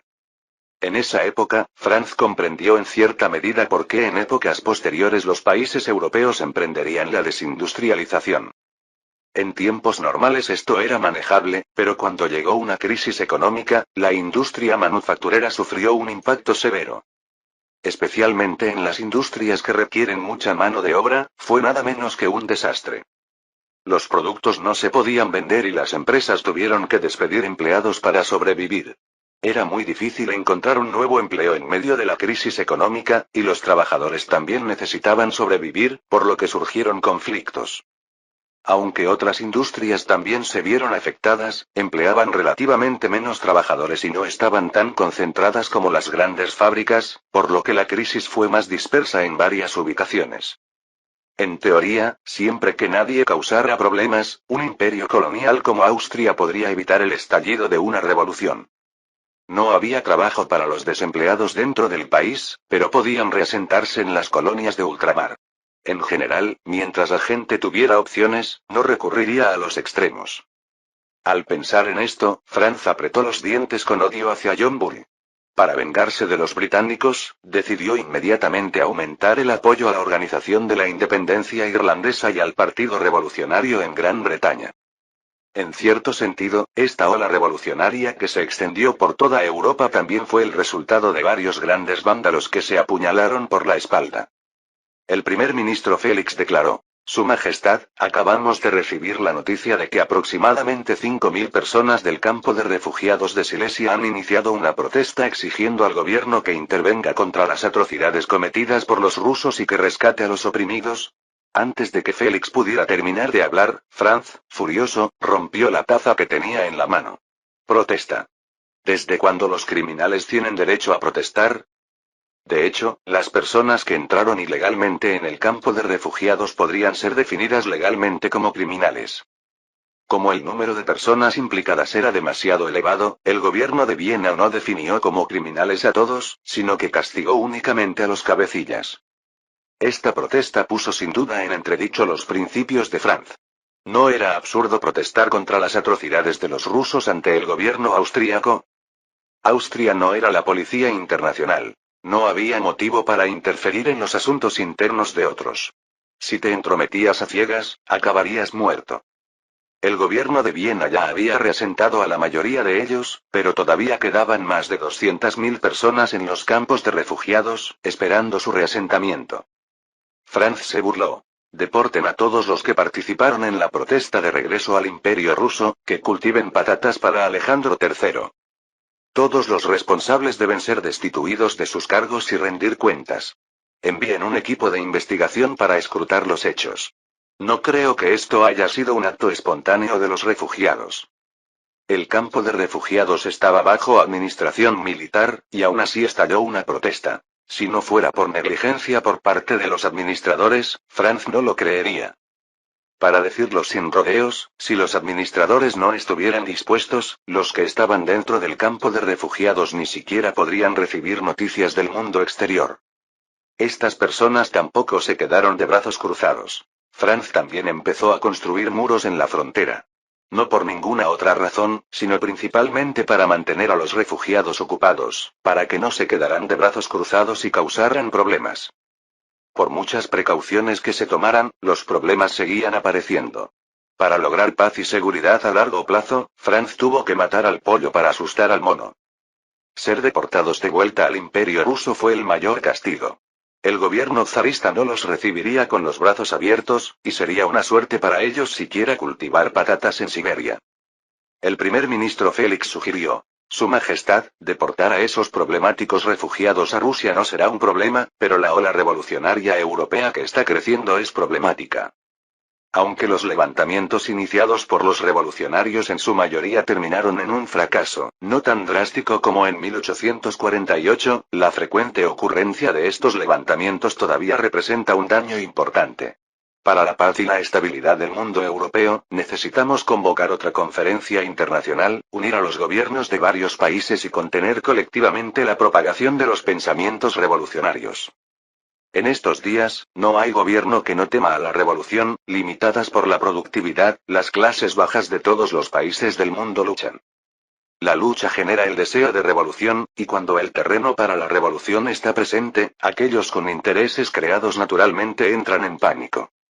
Aunque estos incidentes revolucionarios parecen ser aislados, más del 90% de ellos están relacionados con fuerzas internacionales.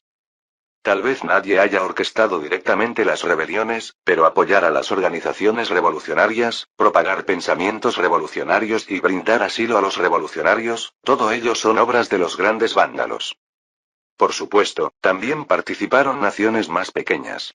Sus acciones fueron, simplemente, a menor escala, centrándose principalmente en la exportación de ideología.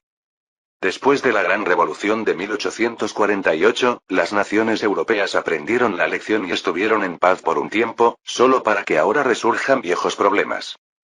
En esta cuestión, Franz no tenía derecho a acusar a otros. Austria no había sido ajena a tales actividades. Como mínimo, la agitación en Inglaterra y Francia se debió en parte al gobierno de Viena. Sin la intervención de Austria, el continente europeo no habría estado tan activo. Fin del capítulo 740.